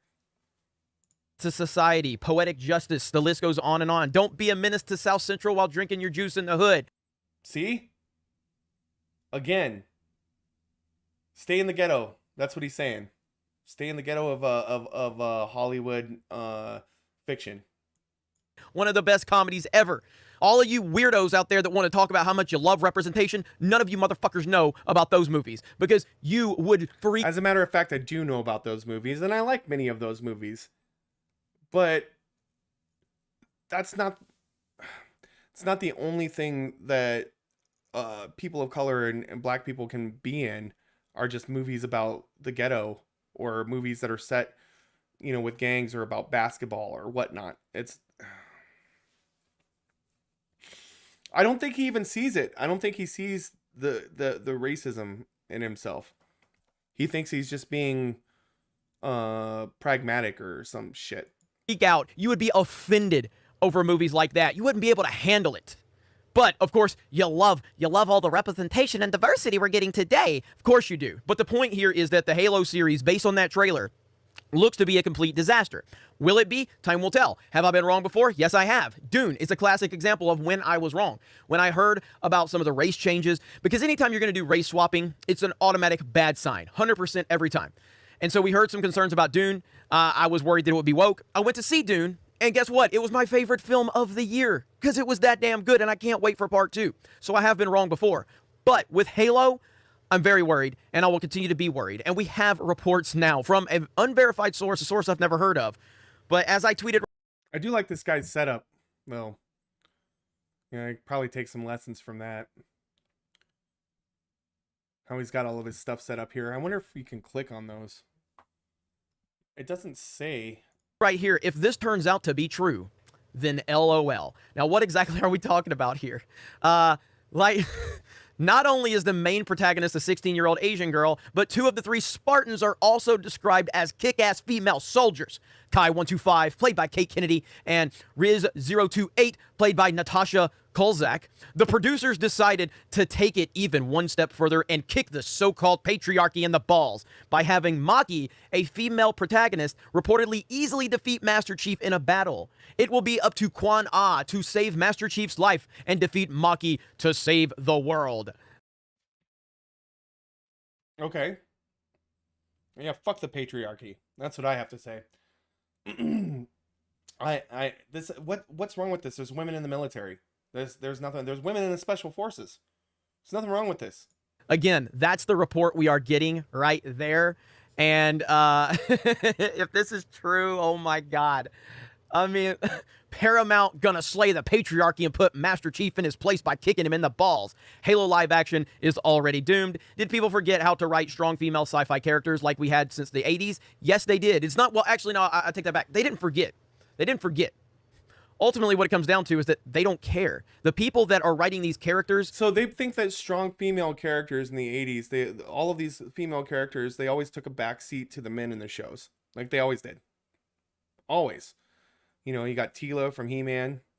You've got, you know, if you look at the Thunderhawks or Silverhawks and Thundercats, both of those had what they considered strong female characters, but they always played second fiddle to the leading men roles in the show, right?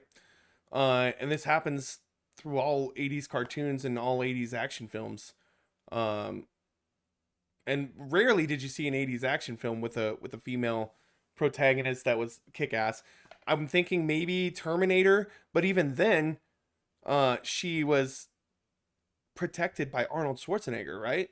Like, so yeah, that's what he has a problem with here. They don't care about writing good, interesting female characters anymore. They're just interested in, hey, we need a female character to prove that we're not sexist. We need to have representation. We need to push our social justice. So they just want to push characters into it for absolutely no reason whatsoever. And there's no development. So there's no, there's no reason to continue to watch these movies or these characters because they're not interesting. And all it does is makes the audience not want to have more of those types of characters because Hollywood's not really interested in giving you... Be honest, they're not interesting to you because they're not in the kitchen or the cotton fields. That's what you're not. That's your fucking thing right there, right? You want them to know their place. Oh God, this guy makes me sick. Respectable, good characters. It's just about not having the white guy in the movie. That's the whole point. I don't care if you don't have a white guy. You give me well-written characters. For all the people, and again, the You reason seem to care quite a bit, though, dude. Like you're bringing it up. I mean, you're the one bringing up all the female and black characters in the movies. Yeah, it has nothing to do with how they're developed, because I think a lot of these characters are developed quite well.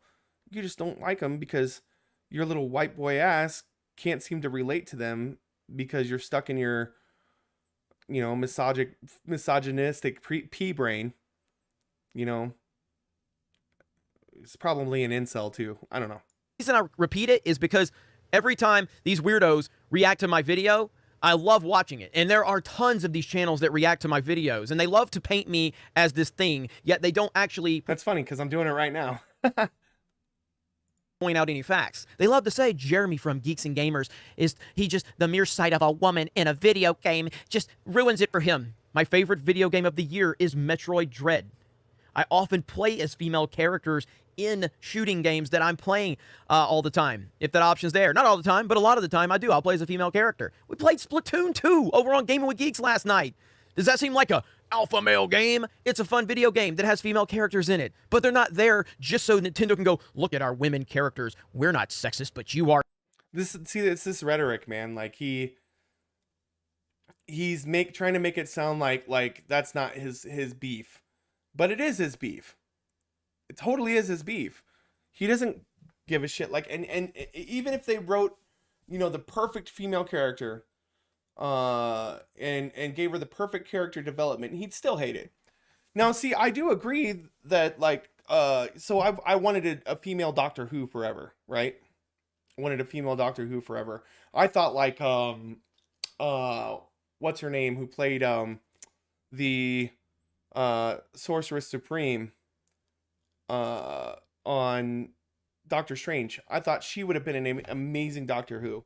Of course, you know, they didn't give her the role, and they gave it to what's her name, the blonde girl who was the only other place I've seen her is in Black Mirror, and I hated her in that role. And then, you know, she just she wasn't the Doctor. There was something wrong with that character. You know, there was something wrong with not necessarily with her, but the writing and the way it was acted. But I hoped for an amazing female Doctor, and I feel like I was let down there. But it's not because she was a woman. I still think that they should put another woman in. I would like to see, you know, even someone of color play the Doctor. That would be awesome. Because diversity is a good thing, right? Why would the Doctor just turn into white people, white males all the time? It's, you know, if you can regenerate, why not try some other things, right? Or if you don't like it, because it's not weaponized. When you weaponize people's race and gender and sexual orientation, you are disrespecting those people. That's my entire point behind it. And anyone that can't see that simply is covering up their own bullshit. It's called projection. That's what Hollywood is doing. They are covering up their own insecurities because they know they have a lot to hide, so they want to project all of that shit out to the audience, calling the audience the racist and the sexist because you don't like our shitty written female characters. No, we don't like your shitty characters, and we're not going to sit there and continue to be scared of your bullshit accusations. You have ruined the meaning of racist and sexist because it doesn't mean what it used to mean. All it means now is that you're trying to cover up your own insecurities and project that out to the audience, and we're tired of it. Now, again, will this turn out to be true? You know, if this was true about him, he wouldn't be speculating that just from a picture of people on Halo, just because of a picture, that these were going to be shitty written characters, right? He just assumes automatically, it's like from a default position that he assumes that if there's a female lead, it's going to be shitty. She's going to be underdeveloped. Or if it's a black person in the lead, it's gonna be shitty. It's gonna be an underdeveloped character. He automatically assumes that. I don't know. Here's the source that this comes from: Pop Topic, Pop Culture News. And again, I've never heard of this site. Okay, never heard of this site. This is where all this information is coming from. It sounds legit based on what we've seen, but until we actually know, I can't confirm, and I don't confirm things anyway. I'm simply a guy that reacts to stuff. So, if you have a problem with this story, go talk to the source of it. But I think there's a lot. I think there's a lot of meat on this bone. Producers also... but as a platform who has, you know... Oh, how many views does this video have? Let's see. This has 23,835. He has 325,000 subscribers. So you're pushing this narrative to all of those people. You may just be reacting, but you're pushing this narrative. I'm trying to be responsible and counter your narrative. But I've only got an audience of like 40 subscribers right now. So like and subscribe,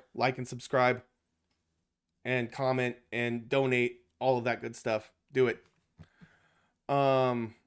Keep leftist opinions alive. Yeah, so let's continue. Almost a very diverse cast of characters played from people from all walks of life, however, slightly more female than fans might have expected. Not only is the main protagonist, and I read all of that, so that's where we are. Halo, I just think this is going to be a really bad series. I think it's going to be bogged down by identity politics. It's funny, because like in the last video we just watched, he was saying that he thinks it looks awesome, that he has maybe some minor concerns. Now he sees one story from a source that he can't even find out is reputable, and automatically he's like, this is going to be horrible. Yeah. These are the kinds of guys that ruin things for other people. And if I turn out to be proven right, boy, oh boy, just wait, because I'm going to have a lot of fun with this, because, again, I've gotten absolutely destroyed over my opinion on the Halo series. Even though, at the end of that video, I specifically said, if you are excited for this, you have my full support. I am 100% okay with that. I want you to be excited. I'm not trying to take your excitement away. But yet, still, that's not enough, because it's never enough for this group of people. It's never enough, because they need their exact opinion repeated back to them. Not going to happen with me. I don't give a single fuck. No, you can have your opinion, man. It just sucks. That's what it is. About your feelings. If you are that upset that I have a different opinion than you, I can't help you, and I don't care. But if we have a simple disagreement, and you just go, well, I'm sorry you're not excited, Jeremy, but I'm excited. This looks cool. Master Chief looks awesome. Cortana looks awesome. If that's how you feel, you have my support. But if you're...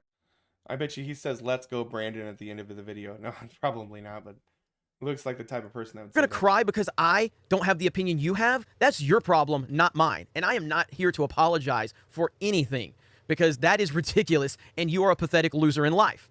But if you're one of the normal people out there, the 99% of people out there that are normal, that look at the world through a normal lens and not an identity politics lens, then you're welcome here at Geeks and Gamers. You're welcome to be a fan of our channel, to support us over on geeksandgamers.com, to subscribe to all of our channels and to watch our channels and give us feedback and have conversations with us. We love that. We appreciate that. And check out geeksandgamers.com, our website. Subscribe to Gaming with Geeks, our gaming... No, don't do that. Don't do any of that. So yeah, this guy... No bueno, man. He is not representative of what geek culture stands for, of what sci-fi and comic books have always stood for, as long as I can remember. I mean, they've always been political. They've always been touching on social issues. The whole idea of the X-Men was about the civil rights movement. Like, it was allegory for that. So for him to come out and start saying shit like this is just ridiculous. He needs to go somewhere with that shit. That's about it. All right. Just a little bit further here, guys. We got just a couple more things that we're going to talk about before we get to play some video games. Let's see here.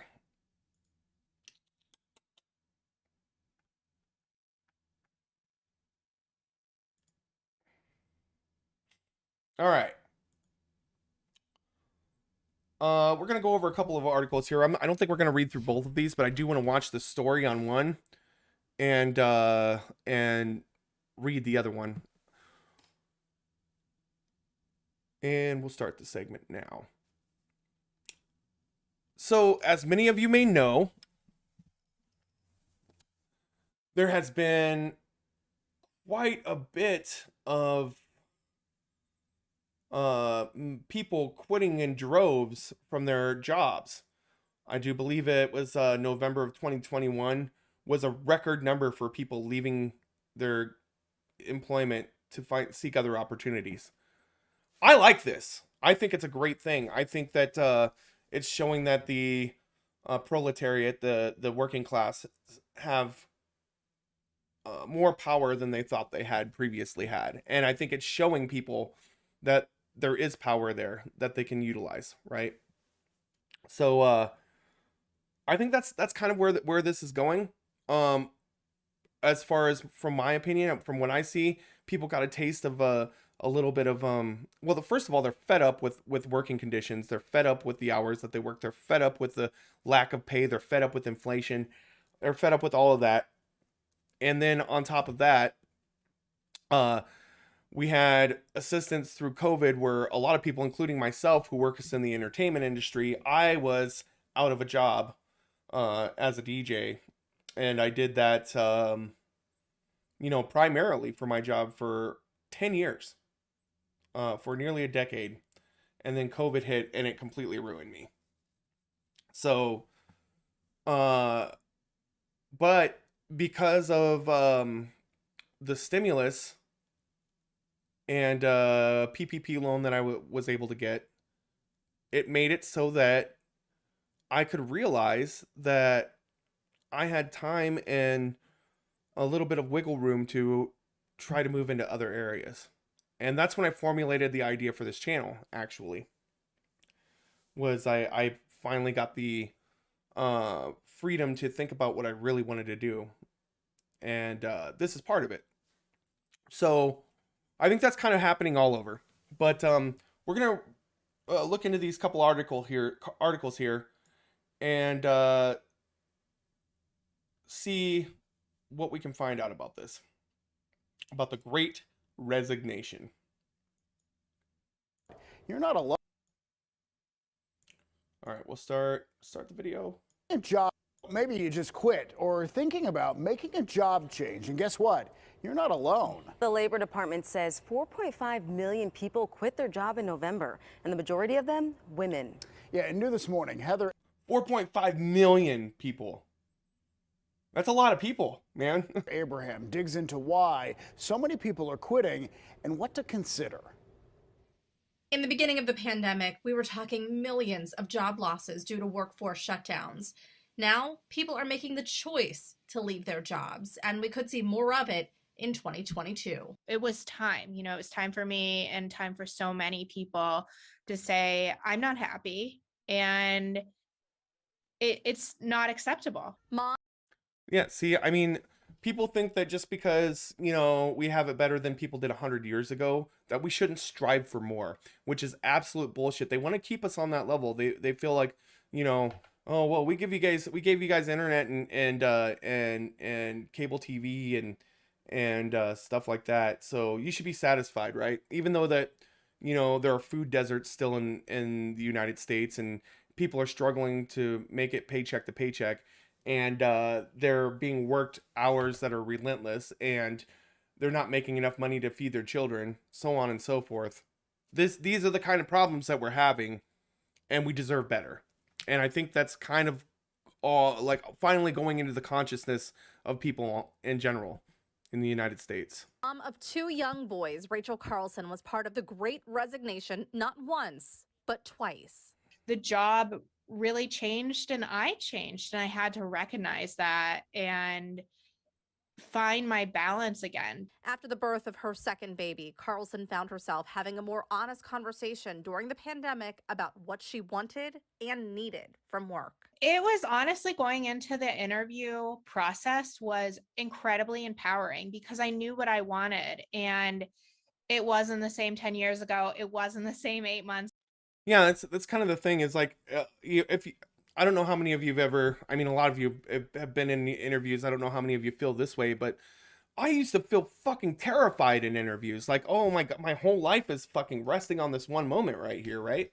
Like you're trying to figure out what you're gonna say, and your fucking anxiety's up, and I tend to talk faster when my anxiety's up, and I ramble a little bit, so that's always fun in interviews to try to keep myself from doing that. But I feel like once people in society feel that they have more power as workers, that they have more freedom as workers, that they can walk into a interview more like it's a negotiation and they know what they have to offer. They know what they want, and they can kind of work through it like that. And that shows a bit of confidence in the worker on that end that many people haven't been able to achieve before. So it's a good thing. It's a good step to giving workers more leverage when it comes to getting their jobs. Now, the fact that there are so many people quitting their jobs and so many openings too, there's more of a demand for workers, and so you're able to use that as leverage as well. Ago, a lot of people are really emotionally drained from their jobs. Sarah Macon, founder and CEO of Macon Wellness, is a therapist and also provides career counseling. While 4.5 million people quit their jobs in November, 6.7 million hires took place. Macon says burnout has led to some of those job changes, but for others, it's been just having time to reflect. Many people were so busy prior to COVID and didn't have time to think about. That's a feature, not a bug. See, they think if we can keep you working like a fucking slave for as little as they can possibly give you without you realizing that you're being fucked over, that you'll be too busy to think about your rights and what should be the case in society. So yeah, that's definitely something that's pre-planned. That's not a fluke of the system. Is my job satisfying? Do I feel like I'm making a difference in the world? Is this what I really want? People are not hiding their salaries anymore. People are not hiding what they want their work-life balance to be anymore. Why not take the reins? Why not make that leap? Macon says she expects to see the trend continue in 2022, where people pursue careers that align more with what they really want. Heather Abraham, KDKA News. This is all good stuff right here, guys. This is all good. All of that was just said there is all really good stuff. It needs, these are all worker freedoms that we should have. These are all worker empowerments that we should have. This is going to do nothing but increase worker status in America, the status of the proletariat. It's not far enough by any means, don't get me wrong. We need to keep fighting and fighting. There needs to be more unionization and many other things in this country that improve workers' rights. I would like to see a decommodification of a lot of industries such as healthcare and schooling, for instance, even at the collegiate level. But I would also like to see a lot more worker co-ops so that the workplace is democratized itself. And I think that there's studies that show that in many instances worker co-ops can be not only as effective but more effective than a owner class worker class situation. So it's something we need to study more. I think we need to look more into. So let's take a look at this as well. Why 2022 will be the year of the employee in 5 ways to adapt. So the Great Resignation is happening in full force as millions of workers quit their jobs every month. More than ever, employees need to understand how they can meet employees' expectations for what they want in a job, especially in an increasingly hybrid world. Given that shared office space is no longer the physical glue that unifies the employee experiments, employees are tasked with redefining culture in the hybrid era, says Juliette Moynier, EY Americans Technology People's Advisory Services leader. That's a mouthful. They must simultaneously differentiate themselves and create unique experiences that allow them to stand out among the competition, while also ensuring equal footing for all employees, regardless of location. This is why, in what she terms the year of the employee, we'll see employers applying a laser focus to areas like the physical and mental health of their people, transformative leadership, technology enablement, employee engagement, and key social and environmental issues. Again, these are all really good things. I hope that we see these things. These things would be transformative in many ways. As employees begin to take more control over the way they work and reinvent workflows and design processes that are more closely aligned with the way their team thinks and works, transformative leadership will be critical, says Moynier. The traditional leaders who believe the best strategy to develop their team is by being in the same physical location will ultimately lose their relevance and their best people. Mounier shared her thoughts on 5 ways leaders and employers will need to adjust in the coming year and beyond as they strive to compete in the war for talent. See, give the workers the power. It's a good thing. So this first one, she says, rethinking traditional work structures. As employers reimagine the employee experience, they need to figure out a way to replicate the pre-pandemic water cooler experience. We used to work hard, play hard, says Mounier. Now we work hard and then work even harder. The pendulum has swung too far. According to the 2021 EY Work Reimagined Employer Survey, 96% of employees want flexibility in where and when they work, and 90% of employers agree on the need to provide future flexibility in where when employees work. But there's a catch. While remote and hybrid work has given employees the more autonomy, it has also forced a shifting of work-life boundaries. Employees are dealing with the uncertainty and anxiety of a global pandemic while simultaneously caring for family members and managing back-to-back meetings without breaks. No wonder our mental health has suffered, says Mounier. That's why, in the coming year, fostering physical and mental well-being will become key priorities for employers, as well as rethinking traditional work structures and new ways of thinking. To bring back the human connection, employers will need to focus on creating engaging and meaningful environments where employees can thrive, says Mounier, as well as technology that can help them better engage and collaborate in real life. See, this is where I think virtual reality could probably help out a little bit, is this type of situation. You know, as long as it's not benefiting Meta or Facebook or whatever all completely. There needs to be a little bit more democratization in that industry as well. So number 2, digitally empowering and supporting the workforce. We learned over the past 2 years how technology can play an increased role in how we work. That trend will continue into 2022 as employers strive to use technology to put the employee experience at the center of their efforts. Intelligent technology will be adopted at an accelerated rate and will be essentially to effective and efficient ways of working. This includes functions like monitoring employee engagement, enabling environmental, social, and governance goals, and while also powering diversity, equity, and inclusion efforts. With the power of collaboration tools and almost 2 years of data under our belts, technology tools can help employers determine the people who are the key knowledge brokers that need to be supported in order to drive the growth of the business, says Mounier. All right, we're going to fly through these a little bit quicker because this segment's going to go on forever if we don't. So, skills and outcomes will supersede roles and job functions. Mounier predicts that there will be a notable shift in the workforce planning in 2022, with companies doubling down on hiring for the right capabilities and outcomes rather than filling jobs and roles. Employers will become more purposeful about how they can get the best talent at the right cost and risk levels. A focus on work outcomes across talent and resourcing processes and systems will enable real-time pooling and deployment of resources to where they are most needed, she says.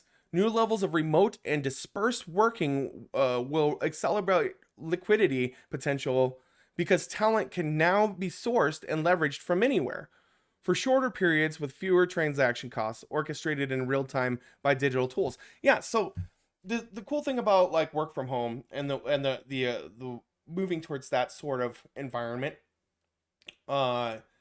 is that even if you live in a rural area, for instance, or a small town, or even a city where transportation might not be great, so on and so forth, you can easily still get a job from anywhere around the country and work in that job and make a successful living no matter what your circumstances.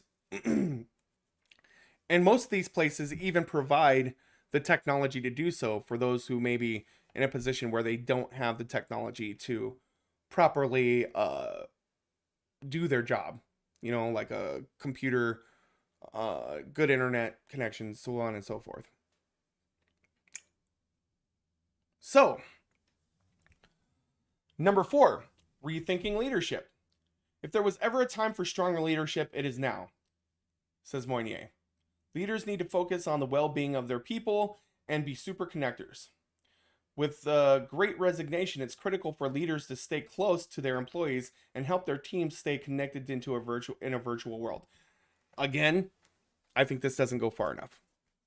I think worker cooperatives and a more democratized workplace would do leaps and bounds for companies.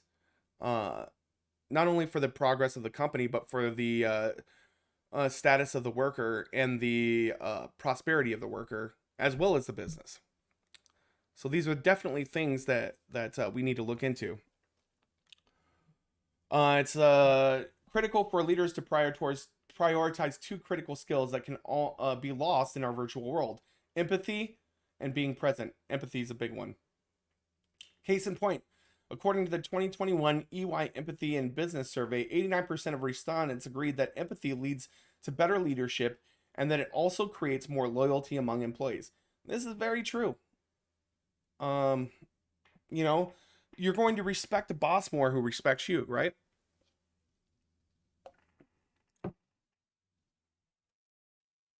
Okay, number 5, attracting and retaining a diverse workforce. According to the segmentation study, almost 2/3, 63% of Gen Z felt it is extremely important to work for an employer that shares their values, and they collectively shift towards activism when it comes to issues that matter to them. Yeah, I don't want to work for a racist. I don't want to work for a sexist. I don't even want to work for a right-winger, really. I actually had a job with a company where we basically scalped tickets online. And this business was cutthroat, man. They would make old women and people who were so excited to go to these shows and events and things, they would mark tickets up ridiculous amounts and trick them into paying for these tickets. And it's all completely legal. There's some gray area there for sure. If you don't say exactly what you're supposed to with compliance, then you're in trouble, right? But it's still very shady business. And it was all about cutthroat, taking money from people, from you know, not even rich people a lot of times. Sometimes it's people who just had their savings and they wanted to go see a Steelers game or wanted to go see Hamilton while they were in New York. It was the one vacation of the year or whatnot. And you know, a lot of times we couldn't realize those dreams, but if you're really good at it, you could talk them into spending 20% of their budget for their trip on tickets, you know? So it was just something that I didn't feel comfortable doing. And so I left that job because it wasn't worth me compromising my morals for. So that's very important, I think. I think if you relate to the same values that your employer does, then it's going to be an easier working situation. So leaning into the future.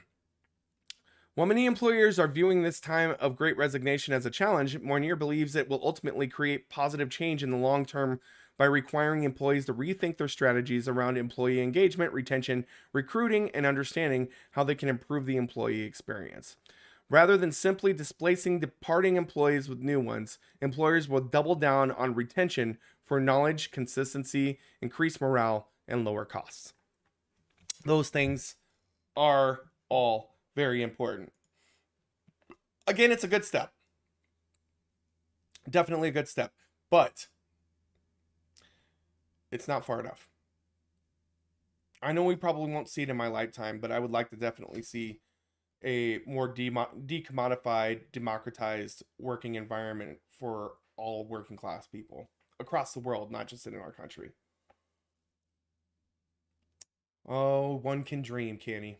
One can dream. All right.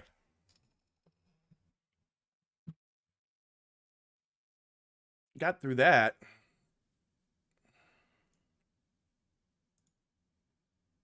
There we go.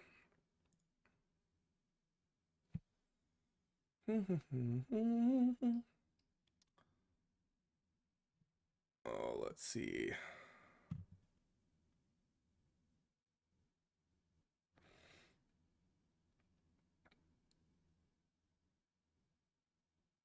I'm going to take a slight break, guys, just for a moment.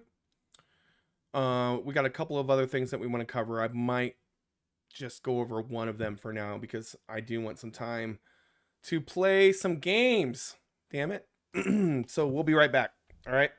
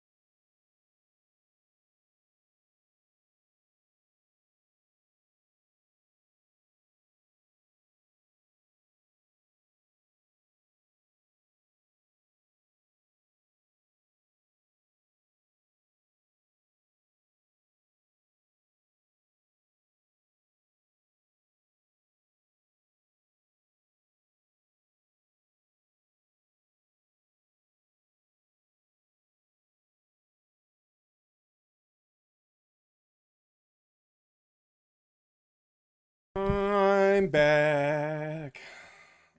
Boy, oh boy, oh boy. So I just found out, well, we found out yesterday that my kid's soon to be stepdad is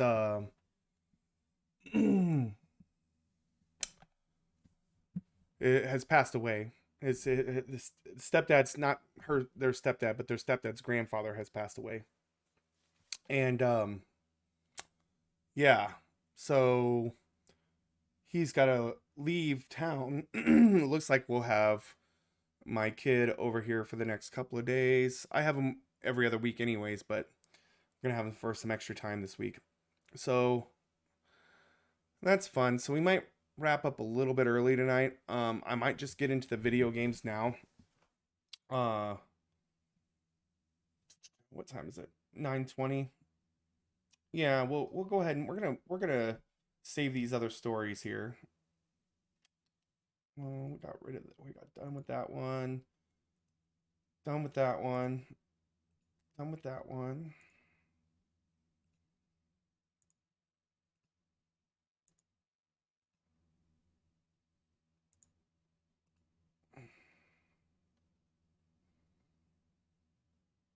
Oh, we need to keep that one. Keep that one.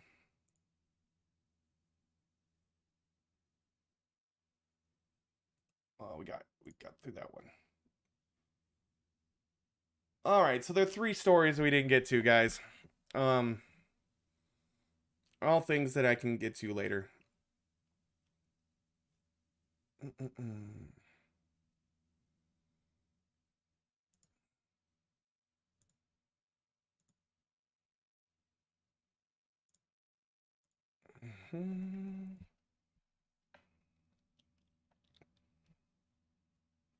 I see some people commented on Facebook, which is kind of a close. I mean, that's but anybody who goes on Facebook, by the way, I really can't see your comments. It's much better if you go to the YouTube or Twitch chat, because that all comes into my main chat when you're doing so. But Aaron, yeah, worrisome shit. Who was it? I don't know who you were talking about, Ricardo, about he talks like an idiot. His vocabulary is common, basic, and crass. Not sure who you were talking about there. Hopefully not me. But, you know. Let's see here. So I did get some comments on there. I was wondering, because I didn't really get a lot of chatters today, so yes, so for future reference, the best way to get your chat seen is to be on YouTube or Twitch, because otherwise I have to flip over to the screen to see them, and I end up missing them most of the time. So just for future reference. But now we're going to play some video games. You excited? I'm excited. Get excited. All right, let's see here.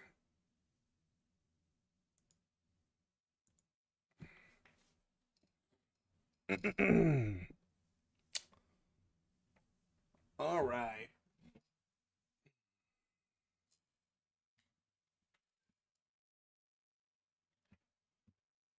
There we go. I'm gonna play some more Nobody Saves the World, shall we? I really like this game. It's a cute little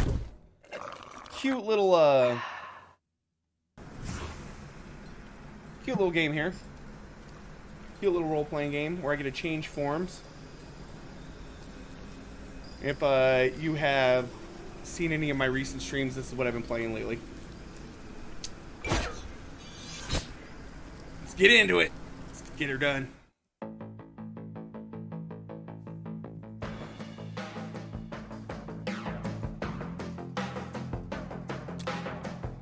All right, start. All right.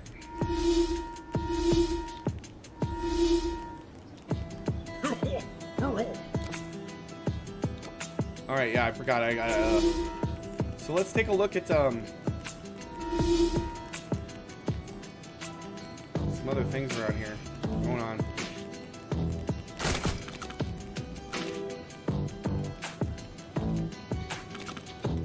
Round tables.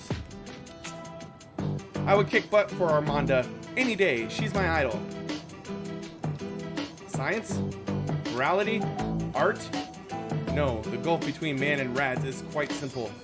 Being able to take a punch. They call me the Night Temporary. I think it will be replaced soon.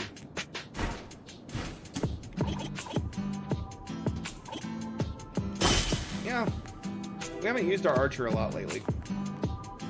I am indebted to you. Thank you for defending the kingdom.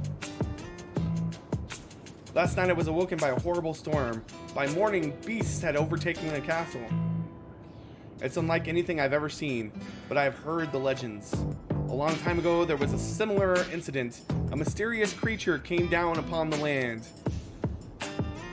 They called it the Calamity.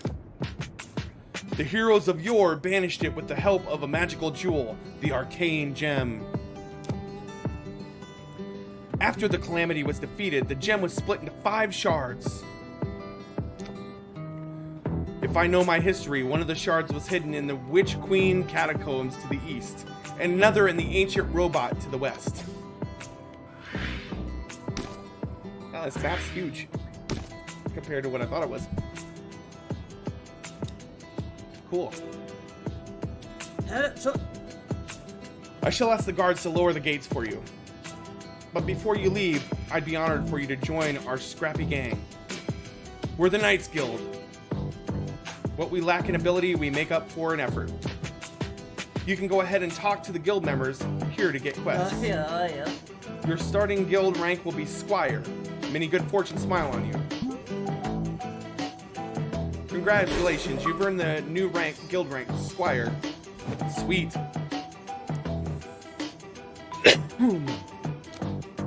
Alright, now we got all these people we can talk to. What the heck did you just look down on me for, you little twerp? I'll have you know that I, the Mighty Knight, graduated top of my class in the Knights Academy, and I've involved in numerous dungeon runs, and I have over 300 boss kills. You think any rando like you can just become a Knights Guild member whenever they want? Not only are we extensively trained in melee combat, but we also have access to the entire facility of the King's Range, where we have honed our archery skills daily. If you think you are anything more than dead weight to us, then get over to the King's Range and show us that you have what it takes to complete the challenge. You'll flip and fail, kiddo. Sweet. We got all of these different challenges.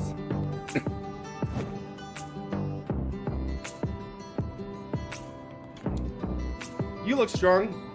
Can you help me defeat some monsters? Meet me at the Eldritch board. Okay. Excuse me, can you help us out here? I need a strong warrior who can help us defeat some tough monsters.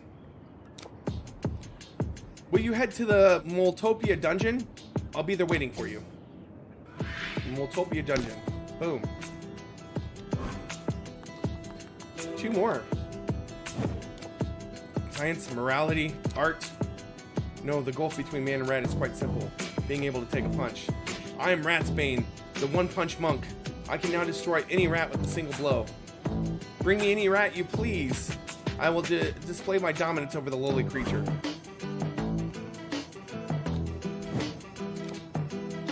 Alright. What you think now?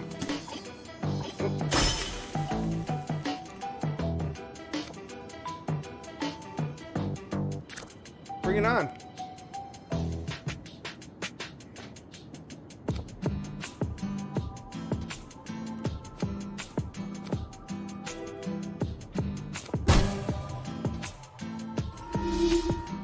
What?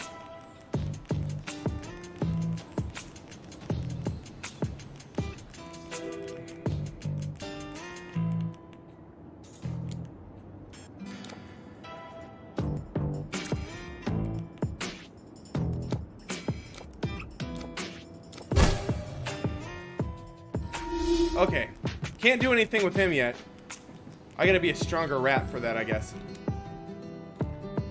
Have you heard of Hermit's Bestiary? It's rumored to contain the secrets of many monsters and their hidden weaknesses. I believe I've found where it's buried, but I want to find a partner to explore it with me. If you are interested, meet me in the cave in the ancestral forest to the west. Sweet, that one's not that far.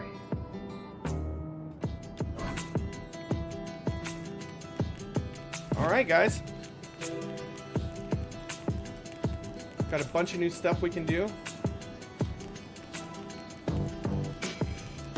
Should probably go buy some...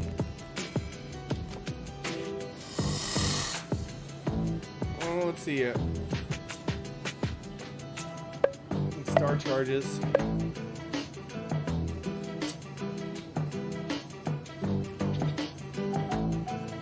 Okay, we're gonna do a physical stat increase.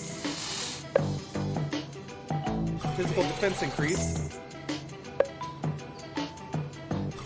We'll do a magical attack increase. Another one of these. Alright. That was good.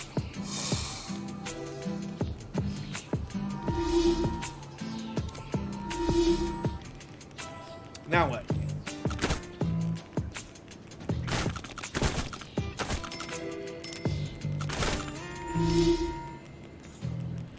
Get some of that money back. Alright, let's take a look at the map. Whoa, gonna get some.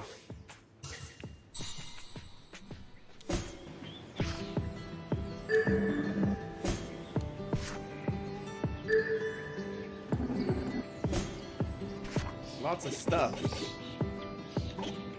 All right, we got lots of stuff to do here.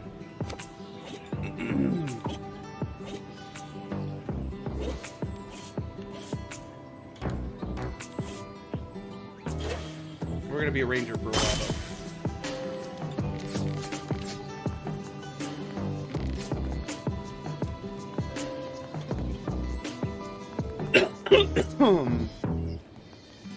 All right, where do we go?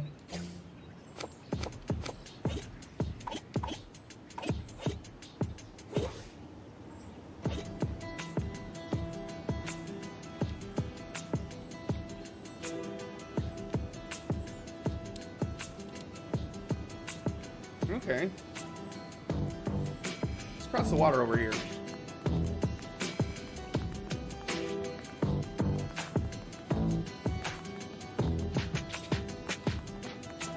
How do I get in the water over here? How do I get over there?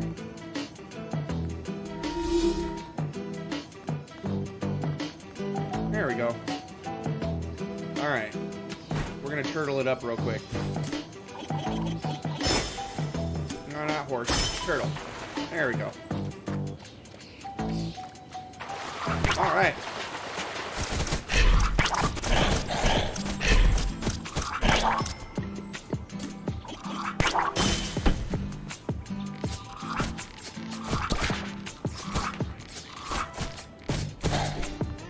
Yeah.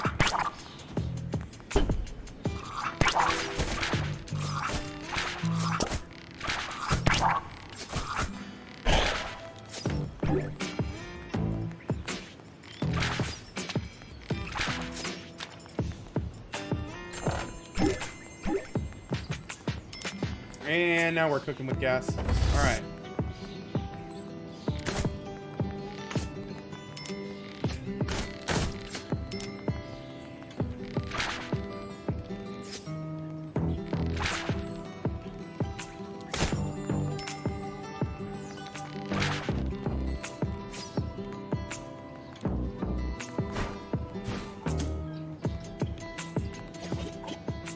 All right.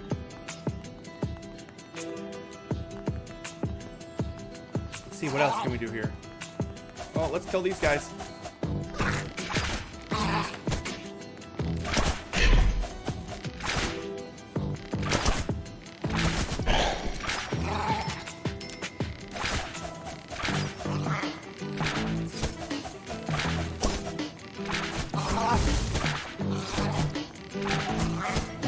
Yes.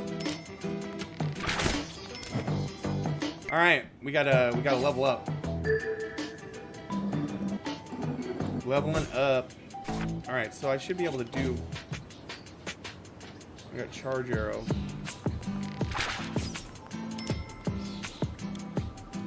I still don't have any other skills though. For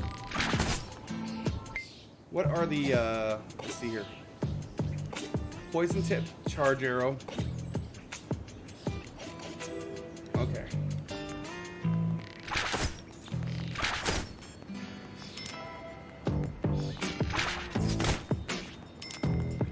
horsies.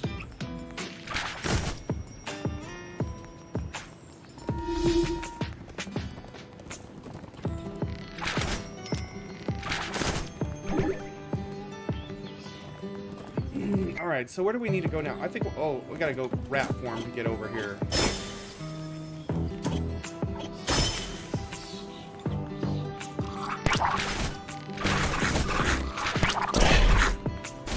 Yeah, the ranger's pretty badass. If I can just build up the...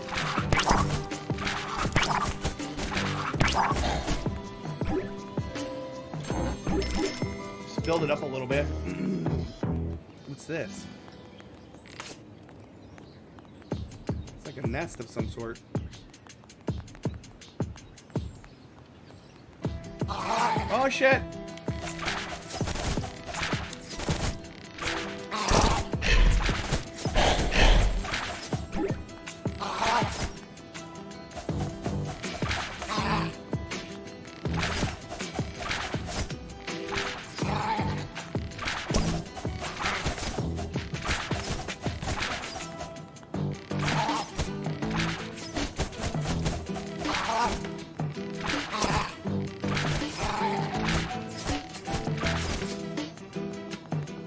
All right. It's kind of going right along here. What's this guy? You gotta open the gate, dude. Wormroot Woods. Okay, where are the monsters hiding here? Okay.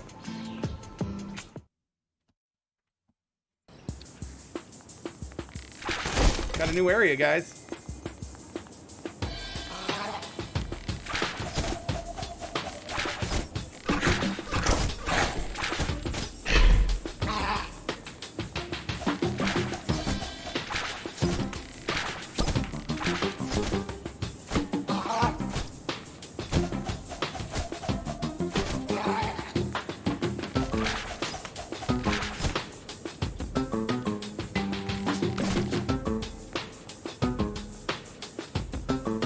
Mushrooms. I wonder if they're the good kind. Alright, let's see here.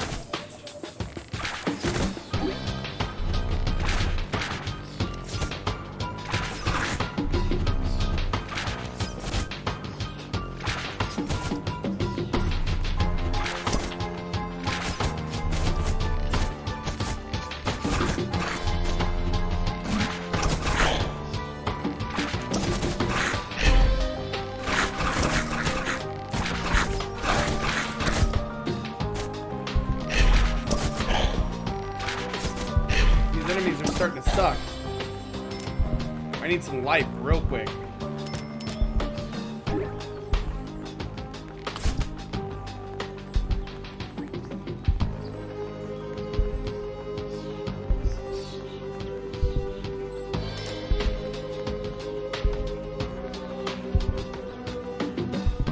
Oh, there's a butterfly over here.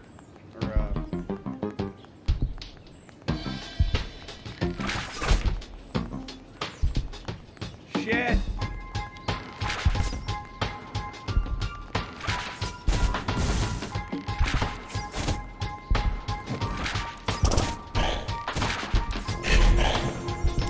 Yes. All right. Now we can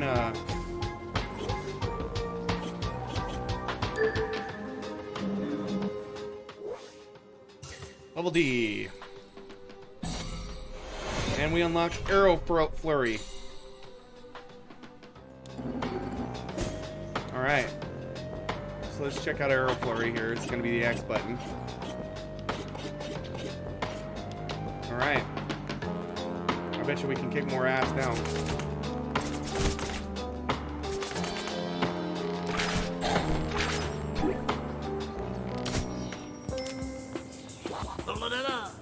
Hey there! Have a free mana upgrade. Thank you. Boom! Mana is good.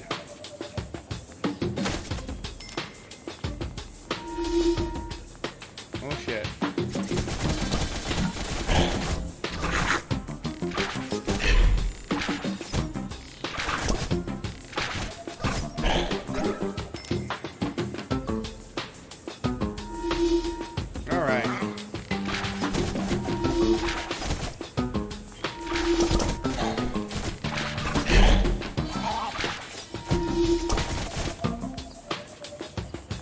Yeah.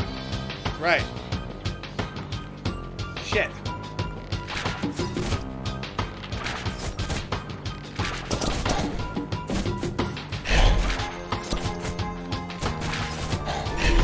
Yes.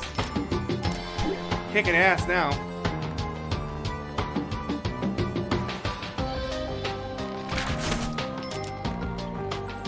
I have no idea where I'm going. I'm just kind of exploring right now, guys.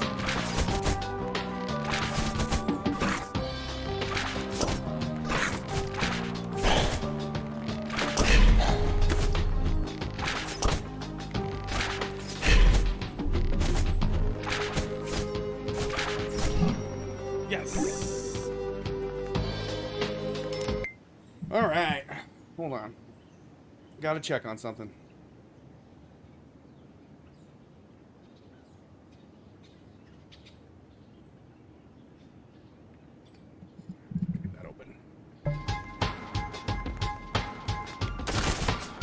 Oops, I used the wrong thing there. There's no reason to use mana there.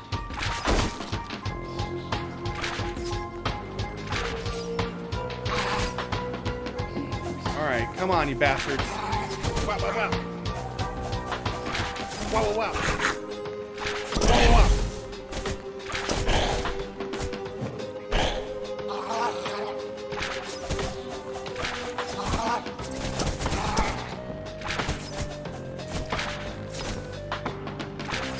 Alright.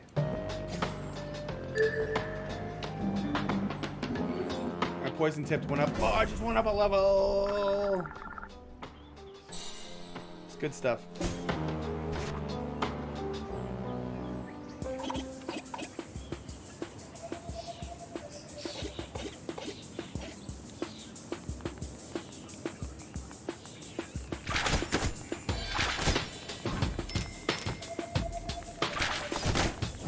Big gnarly. That must be the tree. Fuck, that's a level 30 dungeon. I am not quite there yet.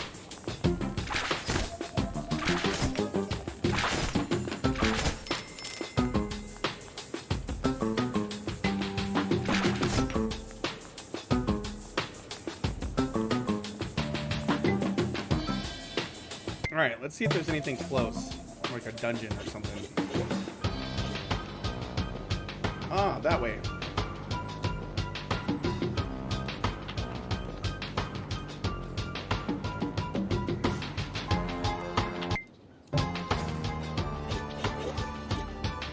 Alright.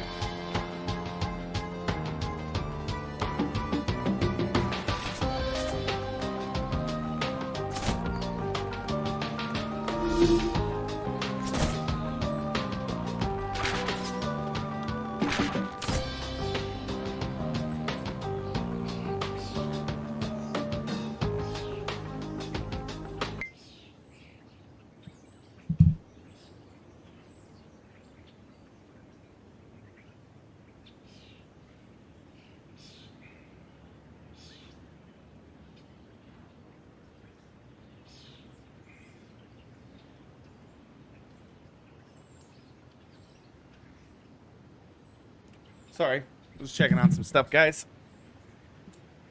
Oh, let's see here.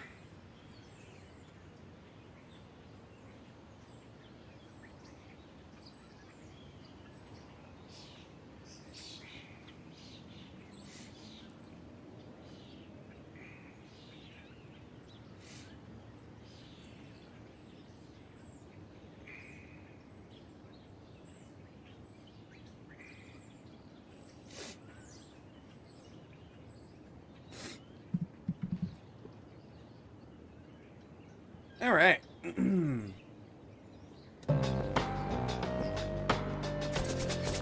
Shit. Okay. Found fast travel portal. That's cool.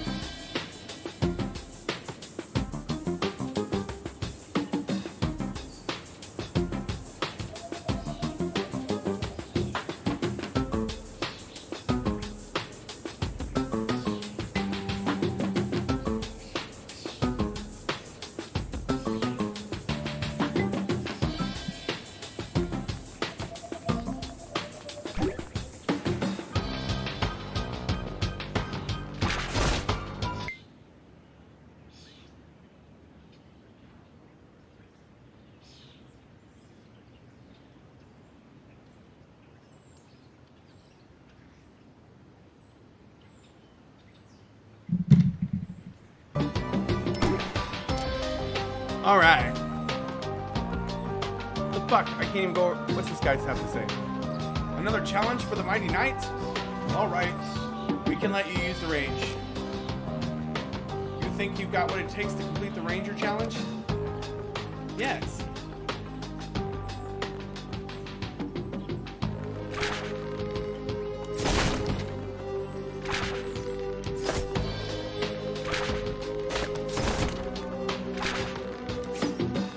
God darn it.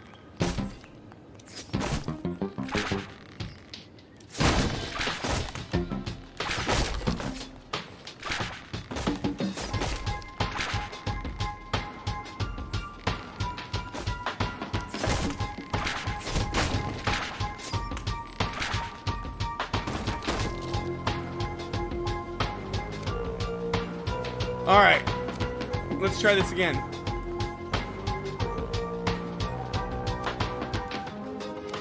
We can do this, guys. I know we can. 23.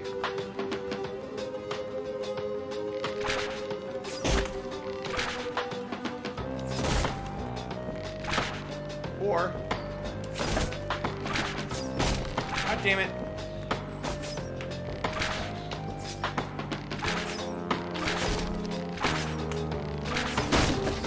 Fuck this one up.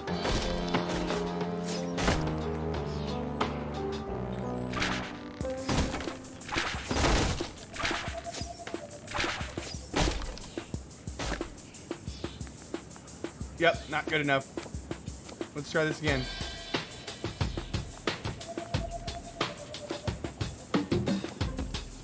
All right, we can do this.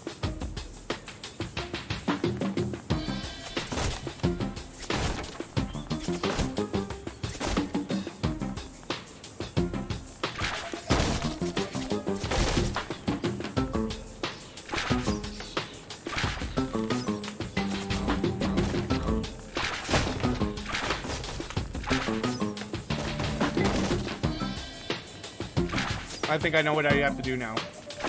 I just screwed this one up bad, but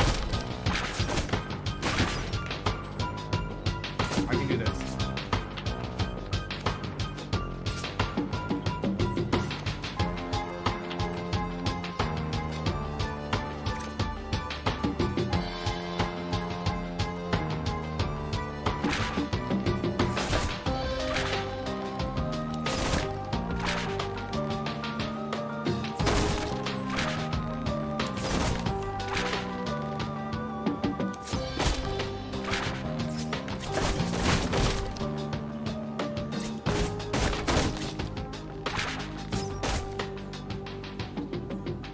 Come on.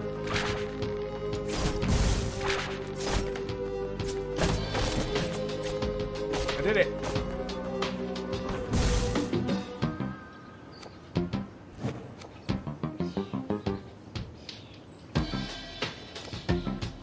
As we speak, I am contacting my inner circle of master archers across the kingdom to create a real challenge, so you better prepare for the storm, insect. Come back to me later and I'll show you a challenge that wipes out the pathetic little thing you call your pride. Alright. So we got that done.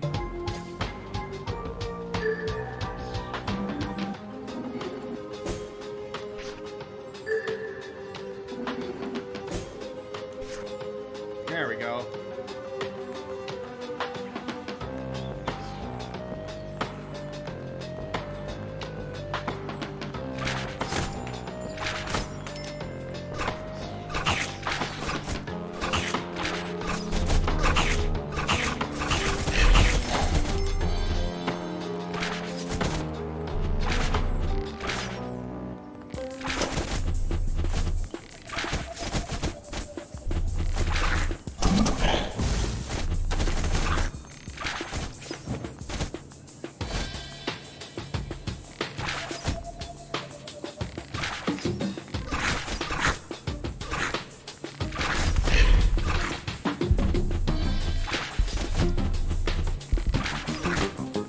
God, I'm dying. I'm dying. I'm dying. I'm dying.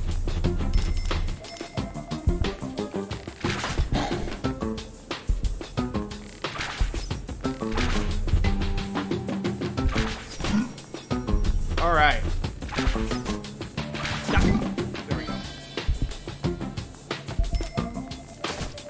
Maybe I can get the... I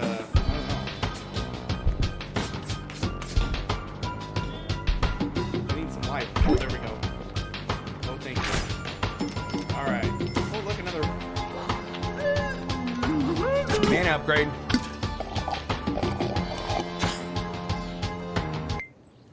Hell yeah.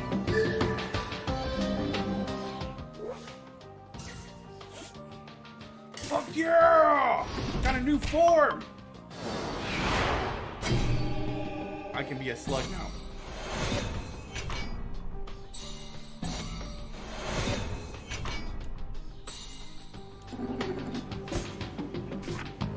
Alright.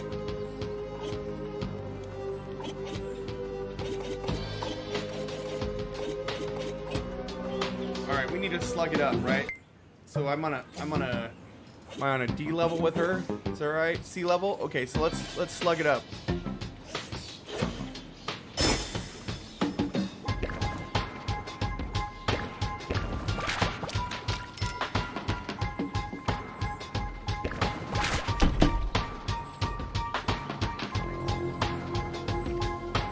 Let's go this way. Check out what's over here.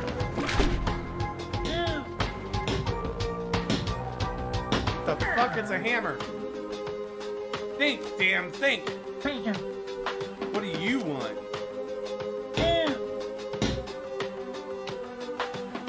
My problem. Finally find the missing stone piece. But it's guarded by monsters. That's my problem. And it's not like it can be solved with a wave of a magic wand. That's how I got into this mess in the first place. Wait a second, that's no ordinary wand. Ha, maybe we can help each other. Before you say so, let me repair that wand of yours. It's working at half capacity. I know a thing or two about magic and transformations. Let's see here. Don't move. There, fixed it. In you go.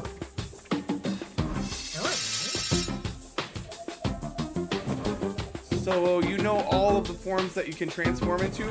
Now they can be customized with abilities from other forms. Try customizing your form. First press open the menu and then select this slot and press A to customize. Sweet.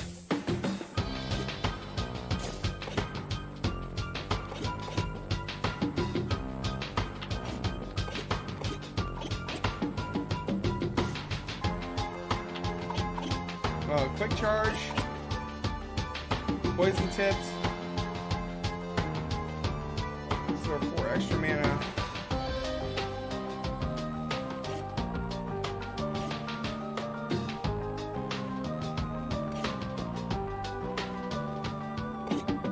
Yeah, we'll give it that one.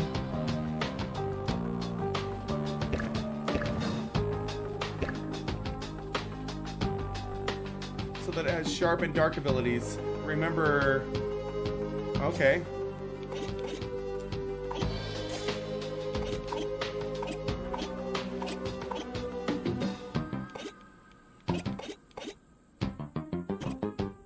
Arrow flurry.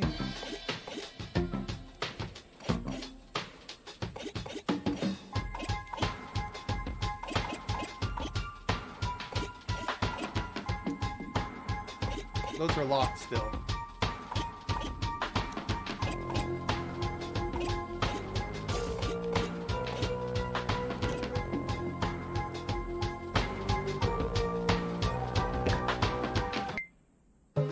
That's what I did it right.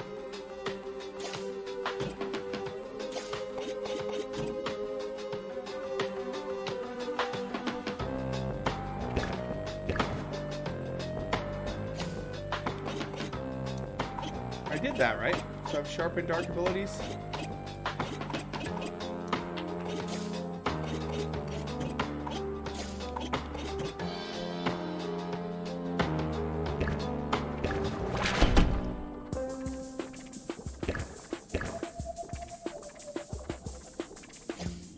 I don't get it.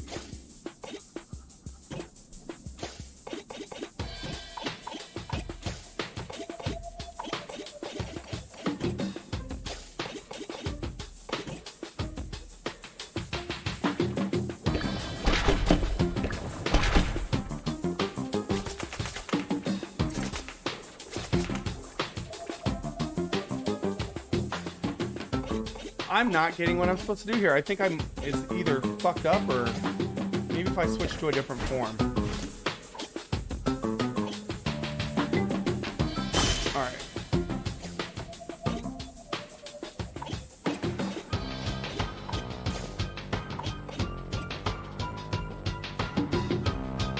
Not bad, rookie. Alright, so I gotta... Hold on, I'm gonna... go into the passive ability here.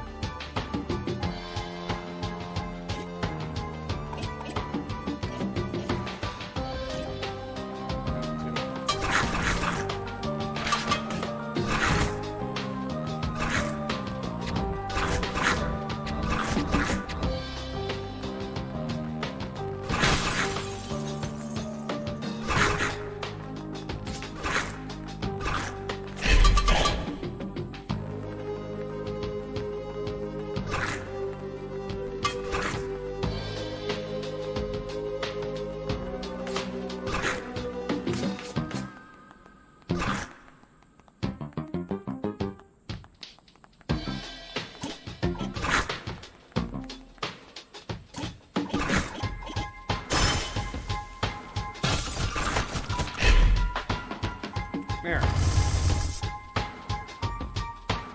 Eureka! You did it! Thanks for helping me out! The stone piece is mine. Keep leveling up and you'll unlock even more ability slots. A new passive slot unlocked right now. Actually, you should check that out. I'm Marty Joe, by the way. I have a personal score to settle with the one...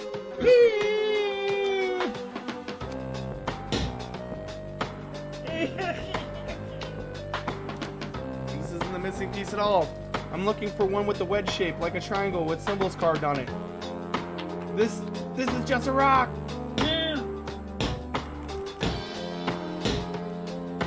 All right, poor Marty Joe. Damn it.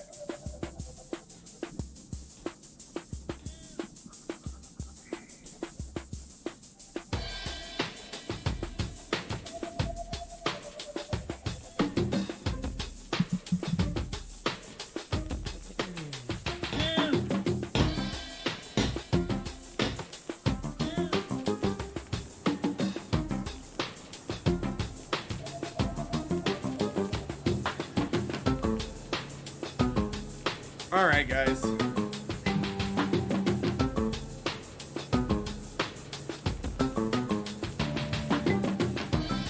What else can we do here?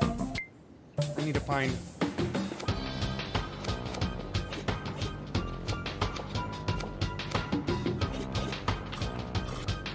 Oh, I can upgrade stuff now, too. Upgrades...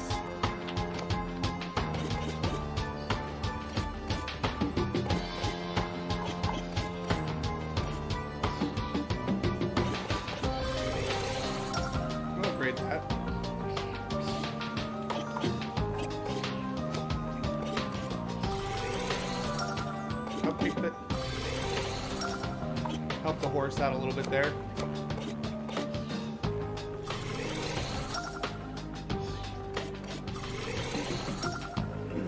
There we go.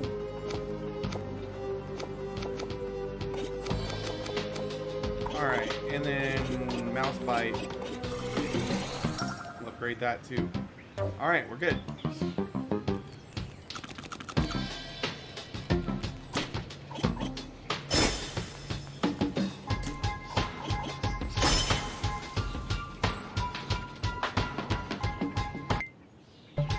Yeah, we gotta look and see where else we're going here.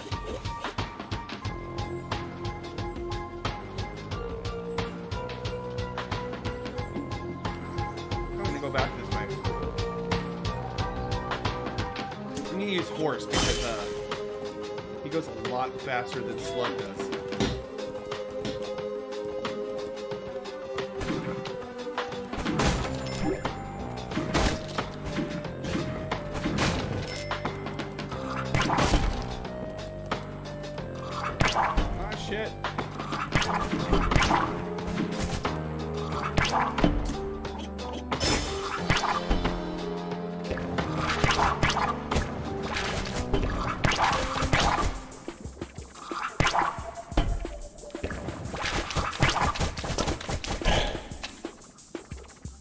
yeah. Slug's kind of badass.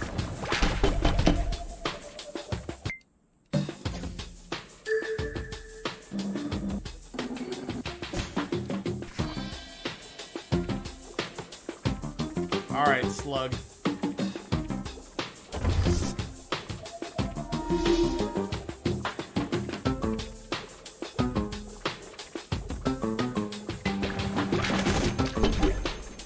Got me some food.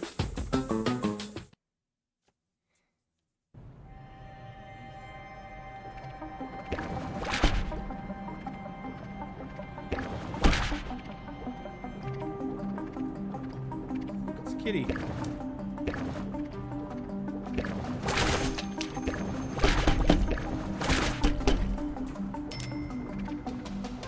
All right.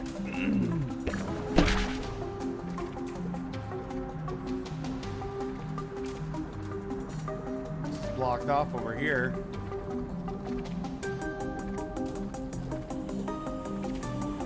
Seems like a creepy land. Yes, it does.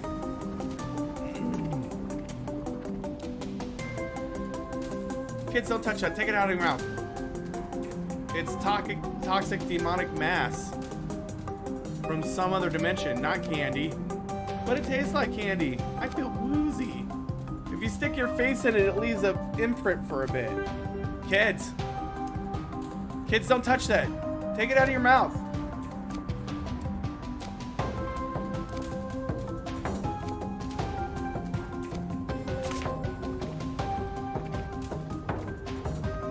All right. Anyone to support a vital institution of the free world? I'm talking journalism, baby. An up-and-coming hero has been seen adventuring in New Old Town. Word on the cobblestone is they're trying to find the missing Nostra Magnus. I know one person who even kind of sounds like that. He lives next to the Round Table's Tavern. Give him these written interview questions. Bring the answers to me. Get paid easy.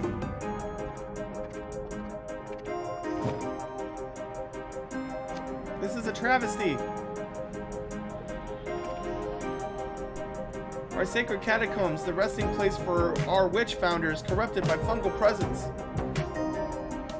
They must surely be spinning in their graves. I mean, literally, from the goo digging into their catacombs foundation. The new League of Wizards has the catacombs locked down for everyone's safety. Only new LOW acolytes are allowed inside. I'm very sorry, but until we get this incident under control, that's how it has to be. If you really want and fast, you could become an acolyte of the new low. They're in the majestic tower to the south, and they're always looking for new members. Okay. Sounds good.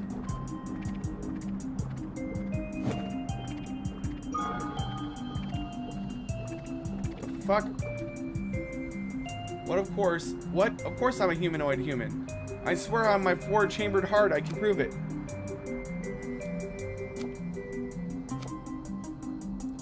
I know it's hard to believe, but I'm not actually a human. Me and my people are disguised, searching for a defibrillator to repair our crashed ship. But how can we recognize each other now, concealed in these masterful disguises?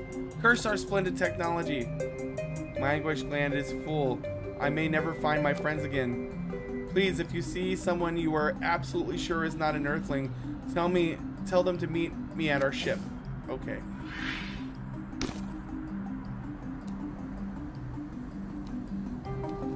Aliens. This game's got everything, man. Hey there, want to dress up for your favorite hero? I have Randy the Red costumes over here.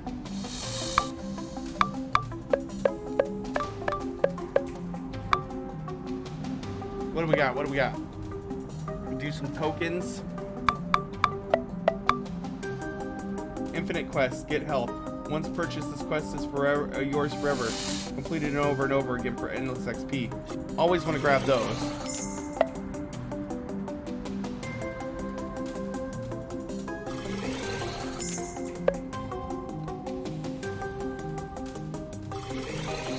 Sure, why not? All the dungeons.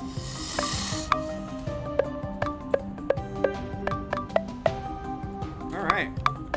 Got some new stuff here, too.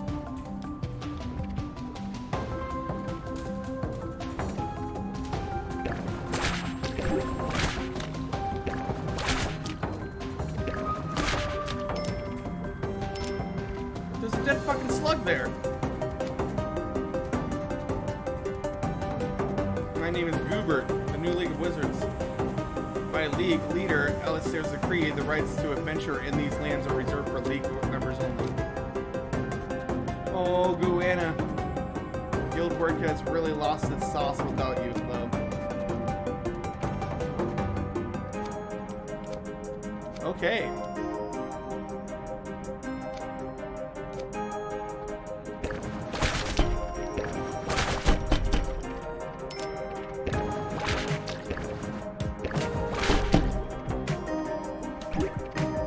Alright.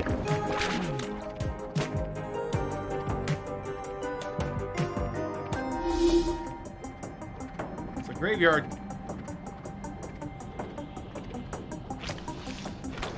Ooh, new enemies. Have not seen your type before.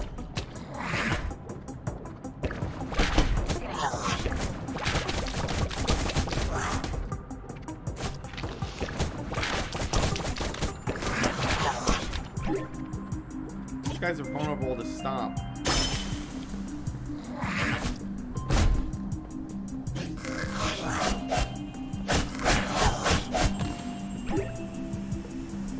There we go.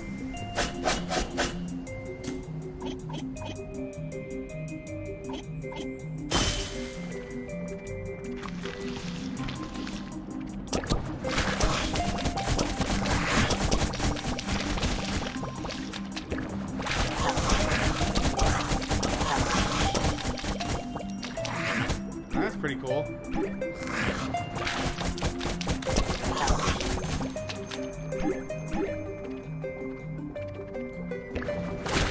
Try to build this dude up.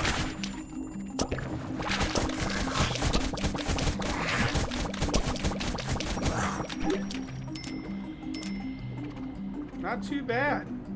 The slug.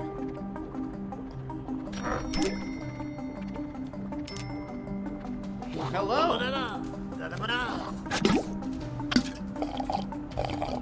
3 mana upgrades are always kick ass.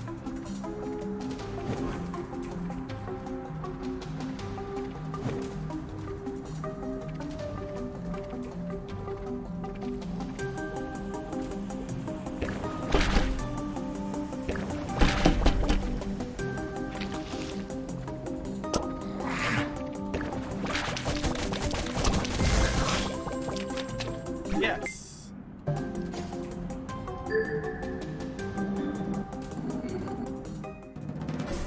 Level up.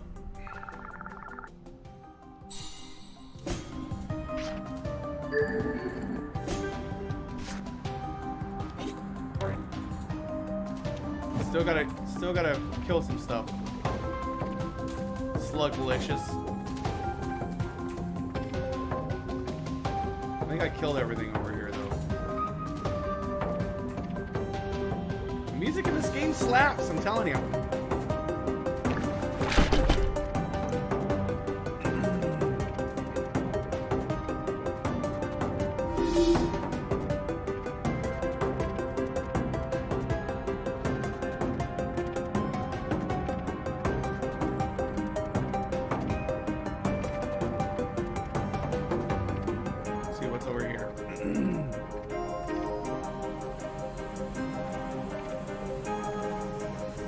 This way?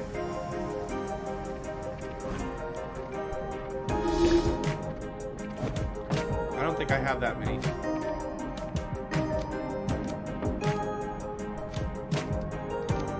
That's a level 15 dungeon anyways.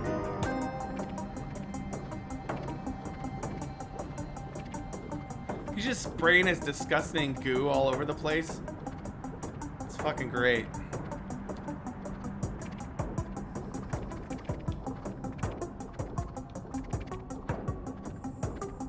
Alright, guys. I think we're gonna call it a night. Because I have some stuff to go do. So,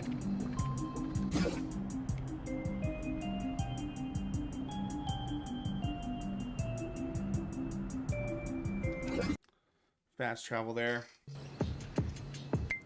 And save. And we'll call it good.